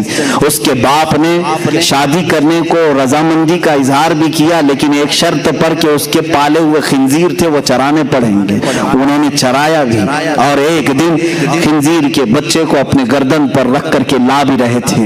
ان کے ایک مرید نے دیکھا جو اس وقت تک وابستہ تھے, باقی سب چھوڑ دیے تھے کیونکہ ایک عورت کے عشق میں یہ پیر اپنے خانقاہ چھوڑ دیا ہے. اس پیر نے رو کر کے کہا سلطان غوث العظم دستگیر رحمت اللہ تعالی علیہ کی زبان سے نکلے ہوئے کلمات میں نے دیکھ لیا, ان کا قدم اگر ان کی گردن پر نہیں ہے تو پھر خنزیر کا گردن پر ان کے قدم آ ہی گیا. اسی دن ان کو احساس بھی ہوا اور وہ وہاں سے دوڑے دوڑے غوثیت مآب میں حاضر ہوئے اور توبہ کیا, اور ان کی سلب کی ہوئی ولایت پھر واپس اللہ نے عطا بھی فرمائی. عزیزان گرامی, اس طرح جو وقت کا غوث ہوتا ہے اس سے اگر کوئی ٹکر لیتا ہے تو اس کی تمام تر نعمتیں چھین لی جاتی ہیں. مخدوم سمنا رحمت اللہ تعالی علیہ اپنے وقت کی غوثیت کے مقام پر فائز تھے. جنہوں نے بھی ٹکر لی ہے وہ ہمیشہ کے لیے خائب و خاسر ہوئے. مخدوم سمنا رحمت اللہ تعالی علیہ کے ساتھ لوگوں نے بہت سارے معاملات کیے, مولویوں نے بھی اس زمانے کے مناظرے کرنے کی کوشش کی. ایک مولانا صاحب تھے اس زمانے میں, جب مخدوم سمنا رحمت اللہ تعالی علیہ تشریف لائے تو سارے علماء کو لے کر کے انہوں نے کہا کہ میں ایسا اس آئے ہوئے جو فقیر ہیں مناظرہ کروں گا کہ جواب ہی نہیں دے سکیں گے. تو دعوت دی اور ایک بڑی مسجد میں انہوں نے بلایا. مخدوم سمنا رحمت اللہ علیہ فقیرانہ لباس میں ہوا کرتے, اپنے چند مریدین کے ساتھ آئے, اور جب آنے لگے تو وہ جو بڑے مفتی صاحب تھے, بڑے مولوی صاحب تھے, وہ بڑے ایک مسند پر بیٹھے اور ان کے سارے شاگرد آس پاس تھے. مخدوم سمنا جب داخل ہونے لگے تو آپ پہلے داخل ہوئے, تھوڑی دیر کے بعد آپ کی ایک دوسری شکل داخل ہوئی, تیسری شکل داخل ہوئی, چوتھی شکل داخل ہوئی. سب دیکھنے میں مخدوم سمنا کی طرح ہی دکھ رہے ہیں. جو مسجد میں آ رہا ہے مخدوم اشرف سمنانی کی طرح دکھ رہا ہے. مولوی صاحب گھبرائے, دیکھتے رہے یہ کتنے سمنانی آ رہے ہیں. ہم نے ایک مخدوم اشرف کو بلایا تھا, اشرف کو, یہاں آئی رہے, یہاں تک کہ گھنٹہ گزر گیا. اس محفل میں 100 سمنانی داخل ہوئے, 100 شکلیں آئی. مخدوم اشرف سمنانی رحمت اللہ تعالی علیہ اپنی کرسی کی طرف بڑھتے ہوئے مولوی صاحب کو مخاطب کر کے اتنا ہی پوچھا, مولانا صاحب آپ نے بہت سارے سوالات جمع کیے ہیں, اس میں سے کون سی شکل سے کون سا سوال کرو گی؟ وہ تنہا تھے مخدوم سمنا, لیکن اللہ رب العزت کا یہ تصرف ہے. یہی تو ہم کہتے ہیں میرے آقا صلی اللہ تعالی علیہ وسلم اپنے ہر غلام کی قبر میں تشریف لاتے ہیں. یہ نہیں کہ ذات کے ٹکڑے ہوتے ہیں, آدھا ادھر آدھا ادھر. سورج جب ایک بار نکلتا ہے تو مدینے میں بھی چمکتا ہے, ہند میں بھی چمکتا ہے, وہ امریکہ میں بھی ہے, افریقہ میں بھی ہے. ہر علاقے کو یکساں اپنی سورج کی روشنی پہنچاتا ہے. اللہ تعالیٰ اولیاء کاملین کو بھی یہ تصرف عطا کرتا ہے, وہ بیک وقت 100 جگہ پر بھی حاضر ہو سکتے ہیں, 1000 جگہ پر بھی حاضر ہو سکتے ہیں. یہ بعض اولیاء کاملین کے تصرفات ہیں. وہ مولوی صاحب نے توبہ کیا اور پھر مرید بھی ہوئے, داخل سلسلہ بھی ہوئے. حضرت مخدوم سمنا رحمت اللہ تعالی علیہ کا حال یہ تھا کہ آپ کے ساتھ سواریاں چلتی تھی, گھوڑے, اونٹ. ایک بار آپ آئے, رات کا وقت تھا, ایک علاقے میں مسجد میں اندر قیام کیا اور صحن مسجد میں گھوڑوں کو باندھ دیا. گاؤں میں بات مشہور ہوئی, ایک نیا مہمان آیا, فقیر ہے, لیکن انہوں نے گھوڑے مسجد کے پاس باندھ دی, صحن میں, مسجد کے صحن میں باندھ دی. جو مولوی حضرات تھے, طلبہ تھے, سب دوڑے دوڑے آئے. کہا کہ ایسا فقیر, ایسا مرد قلندر, اگر تم اللہ کے ولی ہو تو یہ مسجد کی بے حرمتی نہیں ہو جاتی کہ جانور باندھے. مخدوم سمنا رحمت اللہ تعالی علیہ بیٹھے تھے. تھوڑی دیر میں ایک گھوڑے نے سر ہلایا, اپنے ایک مرید سے کہا اپنے اس گھوڑے کو لے جاؤ, یہ اپنی پیشاب کی شکایت کر رہا ہے. اس کو پیشاب کروایا گیا. تھوڑی دیر کے بعد ایک گھوڑے نے سر ہلایا, کھلایا. مخدوم سمنا نے کہا اس گھوڑے کو لے جاؤ, یہ لیڈ کرنا چاہتا ہے. جو جو شکایتیں ہوتی رہی, تھوڑی دیر تک ان گھوڑوں کو, اونٹوں کو باہر لے جایا جاتا تھا, ان کو فارغ کر کے لایا جاتا تھا. تمام علماء اور مولوی حضرات بیٹھے تھے, انہوں نے دیکھا یہ کیا ہے. مخدوم سمنا نے فرمایا مسجد میں جانور کو اسی لیے نہیں لایا جانا چاہیے کہ وہ ناپاکی کریں گے, لیکن میرے گھوڑے ایسے ہیں کہ ان میں سے ایک بھی نہ پیشاب کرے گا نہ پخانہ کرے گا. انہیں جب ضرورت ہوگی یہ مجھے اشارہ کریں گے, اور ان کا جہاں مقام ہوگا وہیں اپنی یہ غلاظت بھی کریں گے. تم دیکھ لو فجر تک ان میں سے ایک گھوڑا بھی لید نہیں رکھ ڈالے گا اور نہ ہی پیشاب کا ایک قطرہ ڈالے گا. اس کے باوجود پھر بھی جانوروں کو مسجدوں میں نہیں لانا چاہیے, لیکن ہم مسافر ہیں, ہمارے پاس جگہ کی تنگی تھی, ہم نے یہ عذر کی وجہ سے یہاں پر رکھا ہے. مخدوم سمنا رحمۃ اللہ تعالی علیہ کا تصرف جانوروں پر بھی تھا, جانور بھی آپ کے مطیع و فرما بردار تھے. ایک علاقے میں آپ کے ساتھ مذاق بھی کیا گیا تھا, لیکن وہ مذاق حقیقت ہو گئی. کچھ اوباش نوجوانوں نے ایک جنازہ تیار کیا اور کہا کہ ڈپلیکیٹ مردے کو رکھ کر کے, یعنی زندہ آدمی کو رکھ کر کے مخدوم اشرف سمنانی سے کہیں گے جنازہ پڑھا دیجیے. جب وہ نماز پڑھانے لگیں یہ مردہ اٹھے گا, تالیاں بجائیں گے, سب مذاق اڑائیں گے. اللہ کے ولی کا مذاق. اسی لیے میرے آقا صلی اللہ علیہ وسلم نے فرمایا من عادى لي وليا فقد آذنته بالحرب, جو میرے کسی ولی سے دشمنی کرتا ہے میں اس کے ساتھ جنگ کا اعلان کرتا ہوں. اللہ سے کون جنگ کرے گا؟ اللہ کے ولیوں سے جس نے دشمنی مول لی گویا کہ وہ اللہ کے ساتھ جنگ کرنا چاہتا ہے. تو مخدوم سمنا رحمۃ اللہ تعالی علیہ کو لوگوں نے اصرار کر کے بلایا, آپ آئیے جنازہ پڑھائیے, ہمارے علاقے میں انتقال ہو گیا. جنازہ لایا, صفیں لگائی, آپ منع کرتے رہے, زبردستی آپ کو امام بنا کر کھڑا کیا گیا. آپ نے تکبیر باندھی, چاروں تکبیریں ہوئی, سلام پھیرا اور کہا لے جاؤ دفن کرو. بیچ نماز میں وہ لوگ سوچتے رہے یہ اٹھے گا مردہ اور تالیاں بجائے گا, مذاق, لیکن وہ اٹھا ہی نہیں. جب سب سلام پھیر دیے مخدوم سمنا نے مخاطب کر کے کہا اے لوگوں مجھے معلوم ہے تم نے جنازے میں کیا رکھ کر لایا تھا, مجھے معلوم ہے, لیکن اللہ تعالیٰ اپنے کسی بھی ولی کا مذاق گوارا نہیں فرماتا. تم نے اسے کفن پہنایا اور اللہ نے اسے حقیقی موت کا لباس پہنایا. اب اشرف نے اس پر جنازہ پڑھ دیا, اب دوبارہ اس کی زندگی نہیں ہے, لے جاؤ دفن کرو. وہ ہمیشہ کے لیے مر گیا. لوگوں نے توبہ کیا. اللہ کے ولیوں کے ساتھ جو مذاق کرتا ہے میرے عزیزوں, اس کے ساتھ بہت برا حشر ہوگا.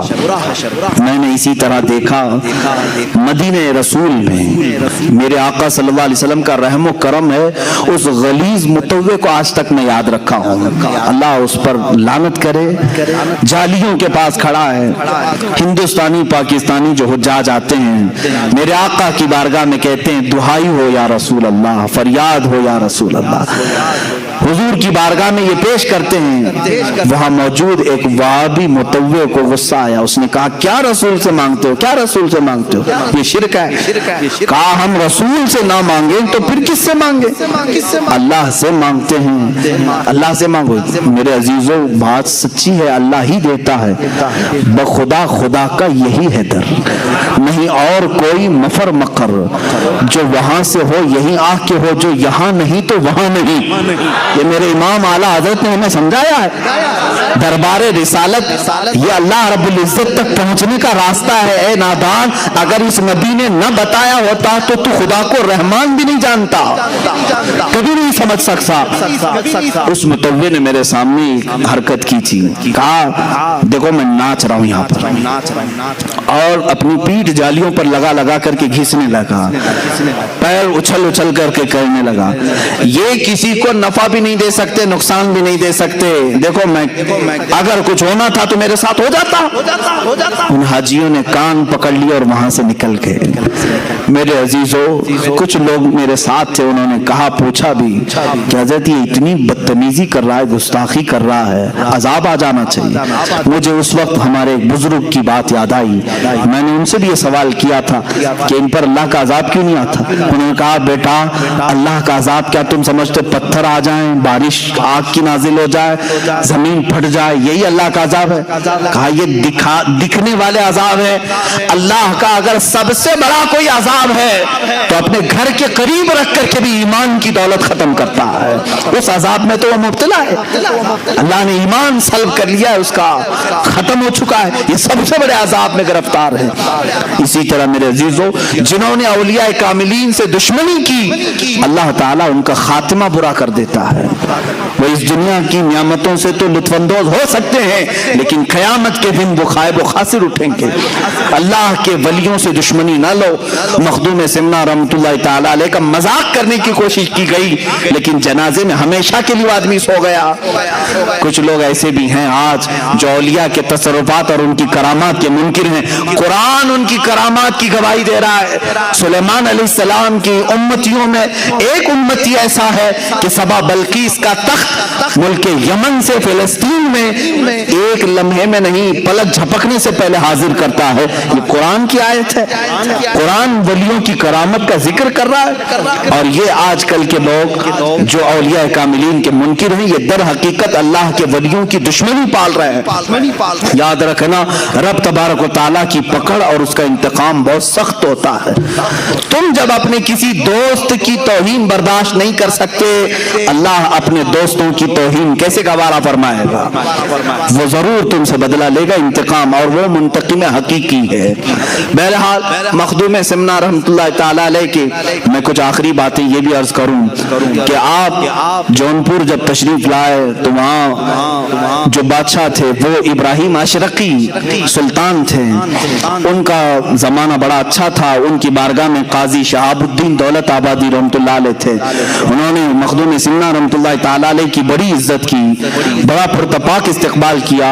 और बादशाह इब्राहिम अशरकी भी मखदूम सिमना रहमतुल्लाह ताला अलैह के सिलसिले में दाखिल हुए और उन्होंने ये गुजारिश की थी कि हुजूर आप यहाँ हमेशा के लिए अपना मस्कन बनाएं। मखदूम सिमना रहमतुल्लाह ताला अलैह ने उनकी इरादत और उनकी अकीदत को देख करके ये फरमाया था कि ऐ इब्राहिम, मैं तुझसे ये वादा करता हूँ कि मैं तेरे हुदूद सल्तनत से बाहर कहीं नहीं आराम करूंगा। जब मेरा आखिरी वक्त आएगा तो मैं आराम तेरी हुदूद सल्तनत के अंदर ही करूंगा। और वही हुआ। आज जो किचोचा शरीफ है वो जौनपुर की रियासत के अंदर आता था। अब आपको मैं ये भी बता दूं, बसखारी नाम सुना होगा आपने, या कचोचा शरीफ जो जाते हैं उन्हें मालूम होना चाहिए, दो कस्बे वहां मशहूर हैं। एक बसखारी है, ये कचोचा शरीफ से पहले आता है, और उसके बाद कचोचा शरीफ है। कचोचा शरीफ और बसखारी ये दोनों इस वक्त उत्तर प्रदेश में है। फैजाबाद हुआ करता था जिला, अब उसको अम्बेडकर नगर किया गया। इनको नामों को बदलने की बड़ी वो पड़ी हुई है। ये समझते हैं कि नाम बदलने तारीख बदल जाएगी। ये ऐसी ही है जैसे एक परिंदा है। परिंदा वो कौन सा परिंदा है मैं उसका नाम भूल रहा हूँ, बगला है या कोई भी। जब शिकारी करीब में आता है तो परों में अपना मुंह छुपा लेता है और ये समझता अब मैं छुप गया, अब मुझे शिकारी नहीं देख रहा है। खाली मुंह छुप जाने से पूरा वजूद नहीं छुपता। इलाहाबाद को बदल देने से उसकी हकीकत कभी नहीं बदलेगी। आप जितने भी नामों की तब्दीली का आज राग अलाप रहे हो, अभी उत्तर प्रदेश में फिर सुना कि लखनऊ में किसी एक म्यूजियम का नाम बदल दिया, अली नगर को आर्या नगर कर दिया, मुगल सराय जो एक स्टेशन था दीनदयाल उपाध्याय, जितने भी नाम तुम तब्दील करते जाओ, ठीक है, आज तुम्हारा वक्त है, इंशाल्लाह हमारा दौर आएगा। हम नामों की तब्दीली को असल नहीं समझते। औलिया कामिलीन यहाँ पर आए हैं तो उन्होंने गांव-गांव के शहर के नाम नहीं बदले, बल्कि जंग आलूद दिलों को उन्होंने बदला है। जिसमें जंग लगा हुआ था उन्हें बदला। अब बात आ ही गई है तो मैं आपको बता दूं, औलिया कामिलीन की जुबान में इतनी तासीर है कि आप जब वहां तशरीफ लाए, जो बसखारी है और कचोचा है, आज भी ये मशहूर हैं, दो कस्बे हैं, जाना कभी जियारत का इत्तेफाक हो तो दोनों कस्बों में वहां मखदूम सानी रहमतुल्लाह ताला अलैह बसखारी में आराम फरमा है और यहाँ मखदूम अशरफ समनानी आराम फरमा है। आप मखदूम सिमना का गुजर उस बसखारी से हो रहा था لوگوں نے پانی پیش کیا، پانی کھارا تھا، آپ نے صرف یہ فرمایا بس کھاری، یعنی یہ کھاری پانی ہے۔ آپ کی زبان کی تاثیر سے وہ علاقہ بس کھاری ہی ہو گیا، آج تک بس کھاری۔ آپ نے فرمایا بس کھاری۔ تھوڑا آپ آگے گزرے، آپ آگے آئے تو لوگوں نے پانی پیش کیا تو آپ نے فرمایا کچھ اچھا ہے۔ کیا فرمایا؟ کچھ اچھا ہے۔ یہ کچھ اچھا ہی کچھوچھا شریف بن گیا ہے۔ کچھوچھا کا وجہ تسمیہ میں نے آج بیان کیا ہے۔ الحمدللہ ہمارے دلوں کی عقیدت کچھوچھا سے بھی وابستہ ہے اور شہر بریلی سے بھی برابر وابستہ ہے۔ ہم جھگڑے اور فسادات والے ان نام نہاد تفرقہ باز لوگوں میں سے نہیں ہیں۔ الحمدللہ ہمارے اکابرین نے ہمیں تمام مشائخ کا ادب و احترام سکھایا ہے۔ آج اگر کچھ لوگ اس طرح کی تقسیم کے قائل ہیں تو میں ان کی تردید کرتا ہوں۔ ایک طرف مخدوم سنہ ہے اور اگر ایک طرف اعلیٰ حضرت فاضل بریلوی ہیں تو کبھی کمپیئر مت کرنا کہ یہ بزرگ کون ہے، یہ بزرگ کون ہے۔ تمہاری حیثیت کیا ہے ان اولیاء کے مقام کو ناپنے کی، ان اولیاء کرام کے مقامات کو ناپنے کی؟ اعلیٰ حضرت فاضل بریلوی رضی اللہ تعالیٰ عنہ وہ ہیں کہ مخدوم سنہ سے وابستہ ہر شہزادے کا ادب و احترام فرماتے تھے۔ حضرت محدث اعظم کچھوچوی رحمۃ اللہ تعالیٰ علیہ کو آپ نے جب بھی درسگاہ پر رکھا ہے، اعلیٰ حضرت رضی اللہ تعالیٰ عنہ کبھی کرسی پر نہیں بیٹھتے تھے، اس لیے کہ مخدوم سنہ کے یہ آستانے سے وابستہ شہزادہ ہے۔ اعلیٰ حضرت رضی اللہ تعالیٰ عنہ نے وہاں کا ادب سکھایا ہے۔ اور کچھوچھا شریف کے بزرگان دی جو سادات کرام ہیں، انہوں نے ہمیں کبھی بریلی کی نفرت نہیں ڈالی۔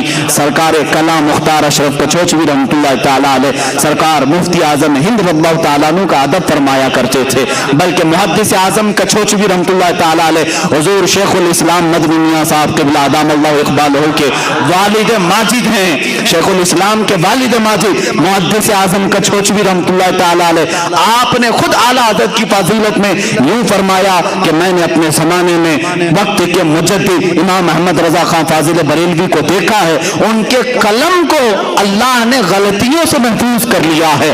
یہ کسی اور نے نہیں کہا، کہ کچھوچھا شریف نے ہمیں یہ سکھایا ہے۔ میرے عزیزو، اگر کہیں نفرت آتی ہے تو سمجھ لینا کہ بیچ میں کوئی شیطان داخل ہو رہا ہے۔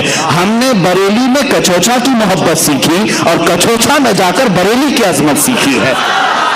الحمدللہ چند سال پہلے میں کچھوچھا شریف کے عرس میں بھی حاضر تھا، بریلی شریف کے عرس میں بھی ہم حاضر ہوتے ہیں۔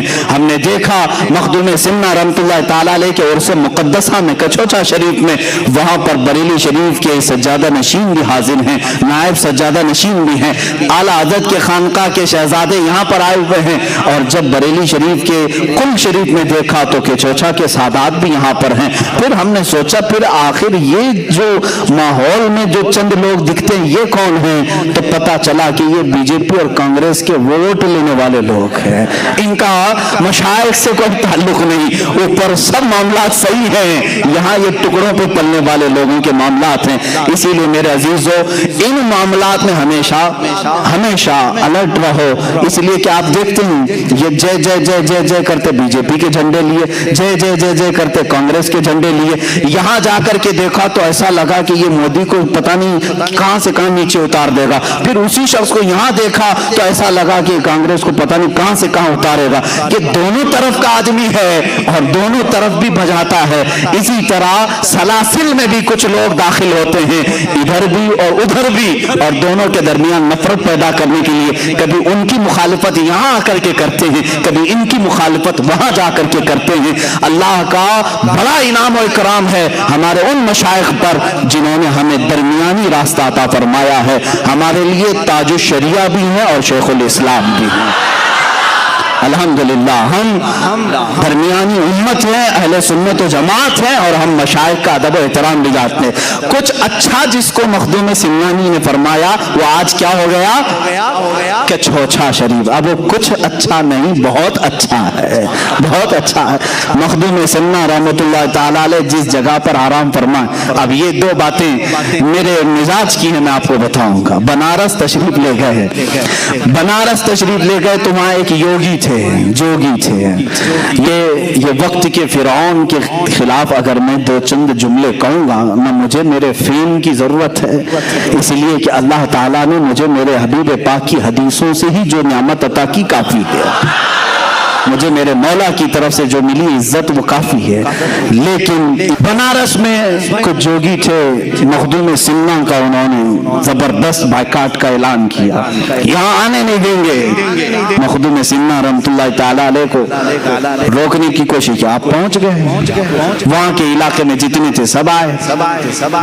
تو کچھ یوگی آئے، کچھ جوگی آئے، انہوں نے کہا کہ تم اپنا ایک نیا وہ لے کر کے آئے ہو، ہمارے ہاں ایک کھلبلی مچ جائے گی، فلاں ہوگا، تمہارا طریقہ صحیح نہیں. مخدوم سمنا رحمۃ اللہ علیہ نے فرمایا اچھا چلو ٹھیک ہے، تمہارا ہی طریقہ بتاؤ کیا ہے.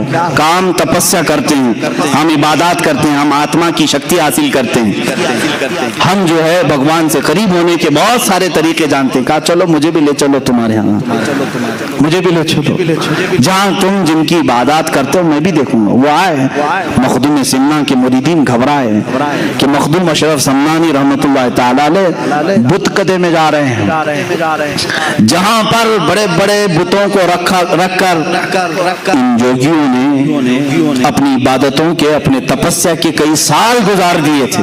مخدوم سمنا رحمۃ اللہ تعالیٰ علیہ نے پوچھا کتنے سالوں سے کر رہے ہو؟ کہا فلاں پنڈت جی کو 25 سال، ان کو 12 سال، ان کو 13 سال، فلاں فلاں یوگ گرو ہیں یا تپسیا کے اعلیٰ مقام پر پہنچے ہوئے ہیں. خیر ٹھیک ہے، یہ تمہارا طریقہ ہے، بہت شکتی حاصل کی. مخدوم سمنا رحمۃ اللہ تعالیٰ علیہ نے فرمایا میرا طریقہ یہ ہے کہ میں تمہیں دکھاتا ہوں جس کی تم عبادت کر رہے ہو، یہ جن پتھروں کی تم عبادت کر رہے ہو، تم اس کی ہر بات مانتے ہو؟ میں نے کہا ہاں بھگوان کا اوتار ہے، یہ بھگوان کا اوتار ہے، ہم ان کی نہ مانے تو پھر کیا تمہاری مانے؟ تو مخدوم سمنا نے فرمایا ان کی طرف اشارہ کر کے جن کے ہاں یہ سجدے کرتے تھے، اے بتو تو پھر بولو انہیں. ان بتوں میں سے آواز آئی لا الہ الا اللہ محمد رسول اللہ.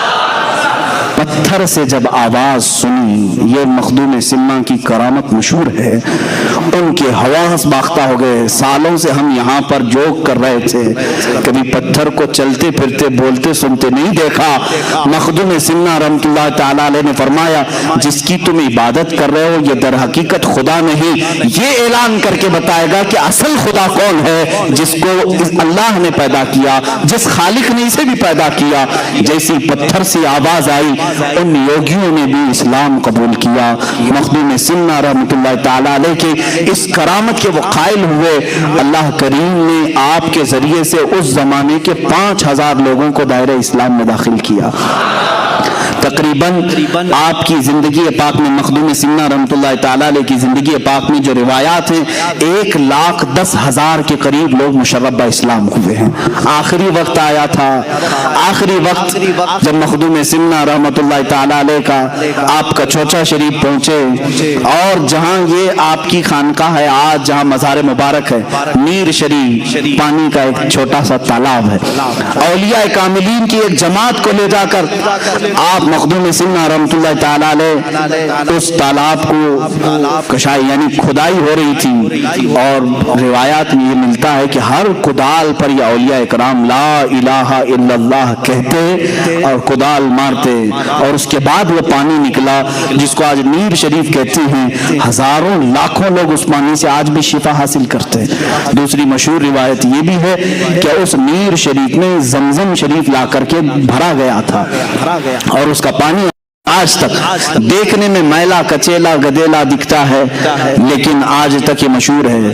808 ہجری سے 1442 ہجری آج ہونے کو آ رہی ہے.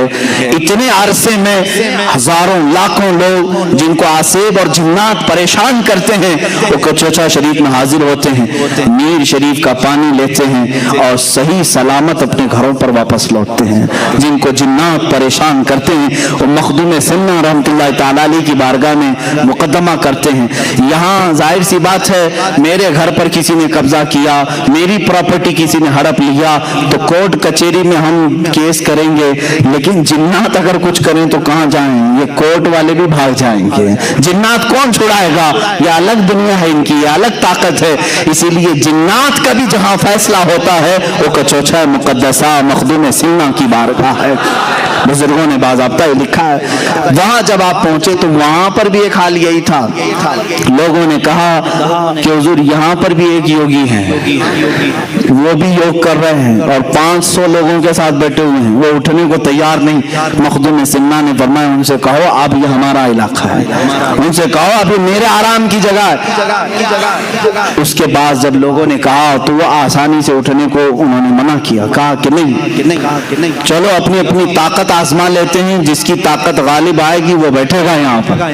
مخدوم سمنا رحمۃ اللہ تعالی علیہ نے فرمایا نہ، میں اس کے مقابل میں نہیں جاؤں گا۔ تو لوگوں نے کہا کہ حضور وہ آپ کو چیلنج کر رہا ہے۔ کہا میرے دربار میں میرا ایک شاگرد ہے، حضرت بہاؤالدین دولت آبادی رحمۃ اللہ تعالی، غالباً انہی کا نام آپ نے فرمایا، کہا کہ جاؤ اس سے بات کرو۔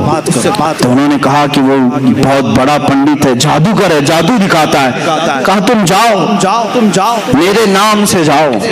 حضرت مخدوم اشرف سمنانی رحمۃ اللہ علیہ کا نام لے کر کے اترے۔ اس یوگی نے چونٹیوں کی فوج بنا کر کے بھیجی، چونٹیاں جہاں دیکھو چونٹیاں۔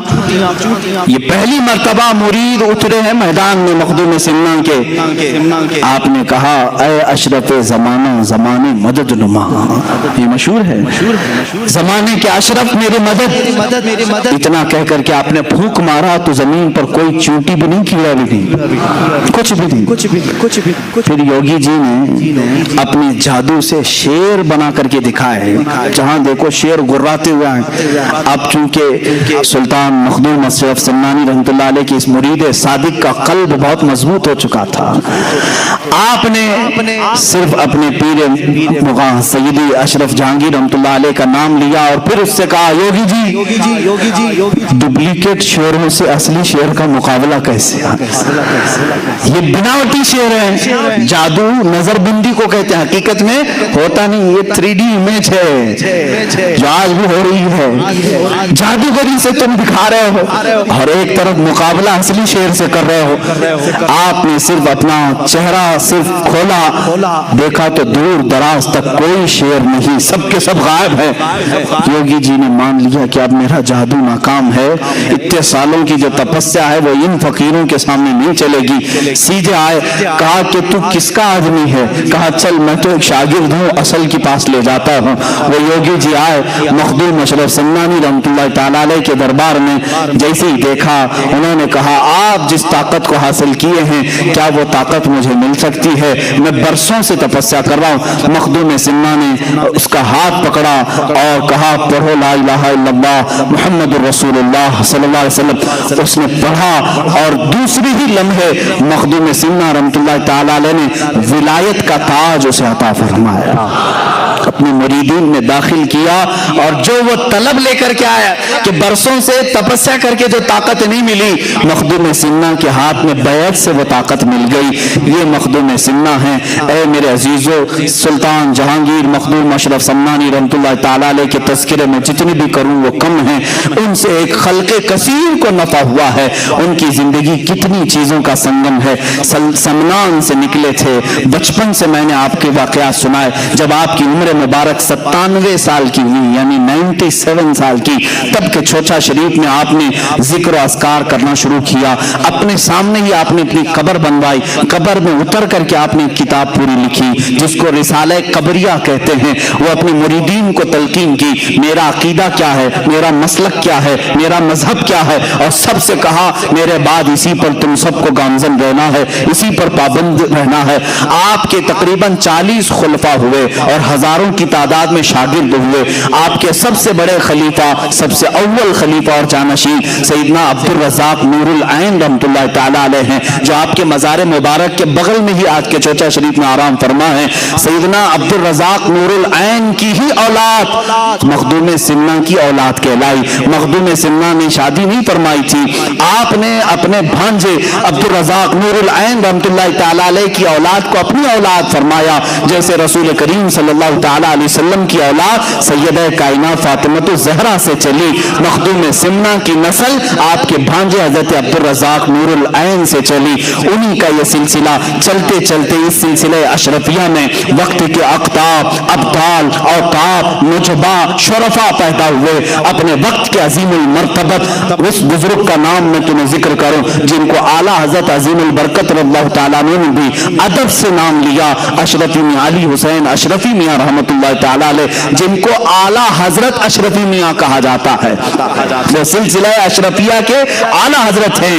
یہ مخدوم سمنا رحمت اللہ علیہ کی اولاد میں سے، یعنی سیدنا عبدالرزاق نور العین رضی اللہ تعالیٰ عنہ کی اولاد میں سے، انہی کی اولاد میں سے سلسلہ چلا. مختار اشرف سرکار کلام رحمت اللہ تعالیٰ علیہ، حضرت سیدنا محدث اعظم ہند کچوچوی رحمت اللہ تعالیٰ علیہ. اس سلسلہ اشرفیہ میں آج بھی کثیر علماء موجود ہیں. سادات جس طرح مارہرہ متحرہ میں علم اور شریعت اور طریقت کا سنگم آپ کو وہاں نظر آتا ہے، اسی طرح کچوچا شریف کی ایک خصوصیت ہے کہ اس خانقاہ میں آپ دیکھیں گے علم شریعت بھی ہے اور علم طریقت بھی ہے. آپ یہاں پہنچیں گے تو خالص ڈھونگی صوفیوں کو نہیں دیکھیں گے. الحمدللہ آپ سلسلہ اشرفیہ کی گدی سنبھالنے والے آج بھی موجود اس عظیم المرتبت شیخ الاسلام کے پاس جائیں جنہوں نے تفسیر اشرفی کے جوہر نچھاور کیے ہیں. قرآن عظیم کی مضبوط اور بہترین محکم تفسیر بیان کی ہے اور جامع معقولات و منقولات ہیں.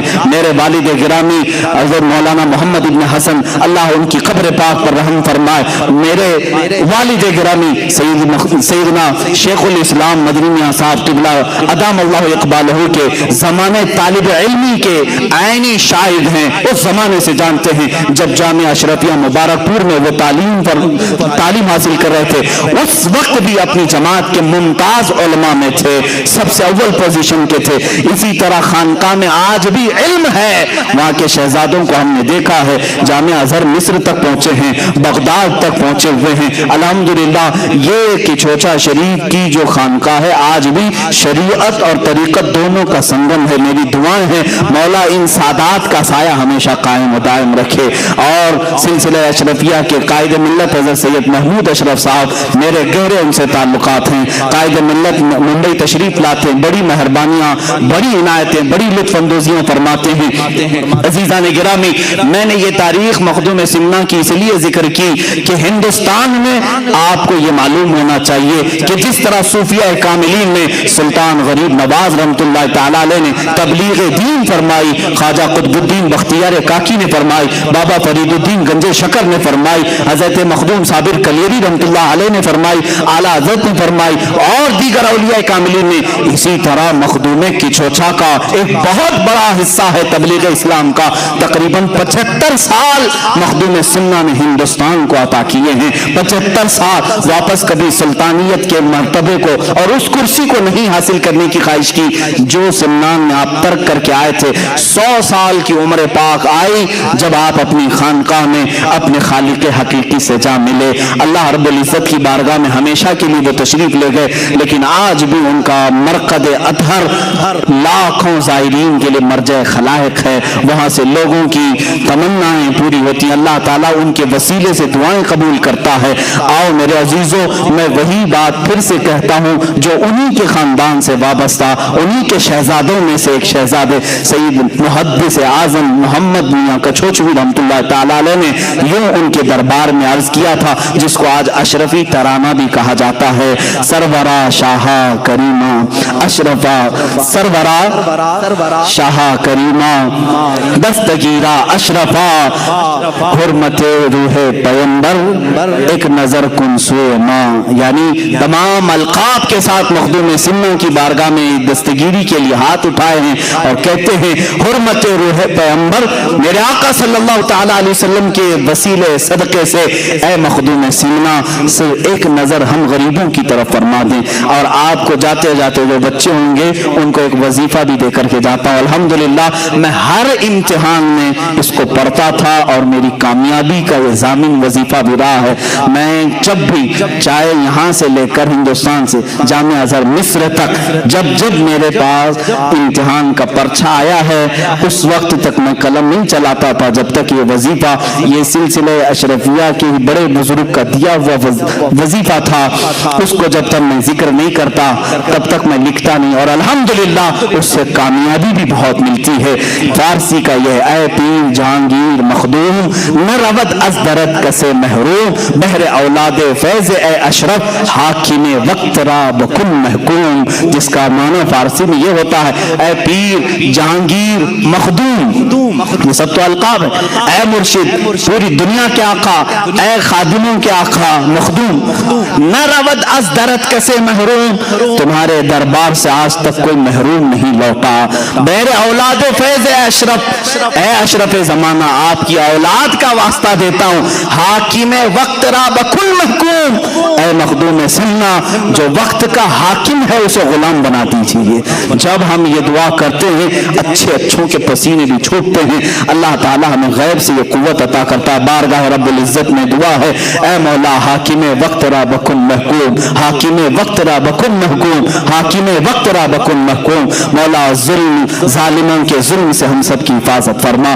مخدوم سنہ رحمت اللہ تعالیٰ علیہ کے تبرکات، ان کے تمام تر تصرفات سے ہم سب کو بھی مولا حصہ عطا فرما، ان کے برکات، ان کے انوار، ان کے فیوز سے ہم سب کو حصہ عطا فرما۔ مخدوم سنہ سے وابستہ یہ مجمع ہے مولا، اشرف زمانہ سے وابستہ تیرے دربار میں وسیلے کے لیے ہاتھ اٹھایا، ان کا وسیلہ لیتے ہوئے مولا ہماری تمام زمینی آسمانی بلاؤں سے حفاظت فرما۔ اے کریم خدا ہم سب کو جنات، آسیب، سحر، جادو، سفلی، علوی، ہر طرح کی بری آفتوں سے محفوظ فرما۔ مخدوم اشرف جہانگیر سمنانی رضی اللہ تعالیٰ عنہ کا دنیا میں بھی ہمیں یا واسطہ عطا فرما، اور قیامت کے دن ان کے جھنڈے تلے ہمارا حشر فرما۔ وصلی اللہ تعالیٰ علی خیر خلق محمد وآلہ واصحابہ اجمعین، وآخر دعوانا الحمدللہ رب العالمین۔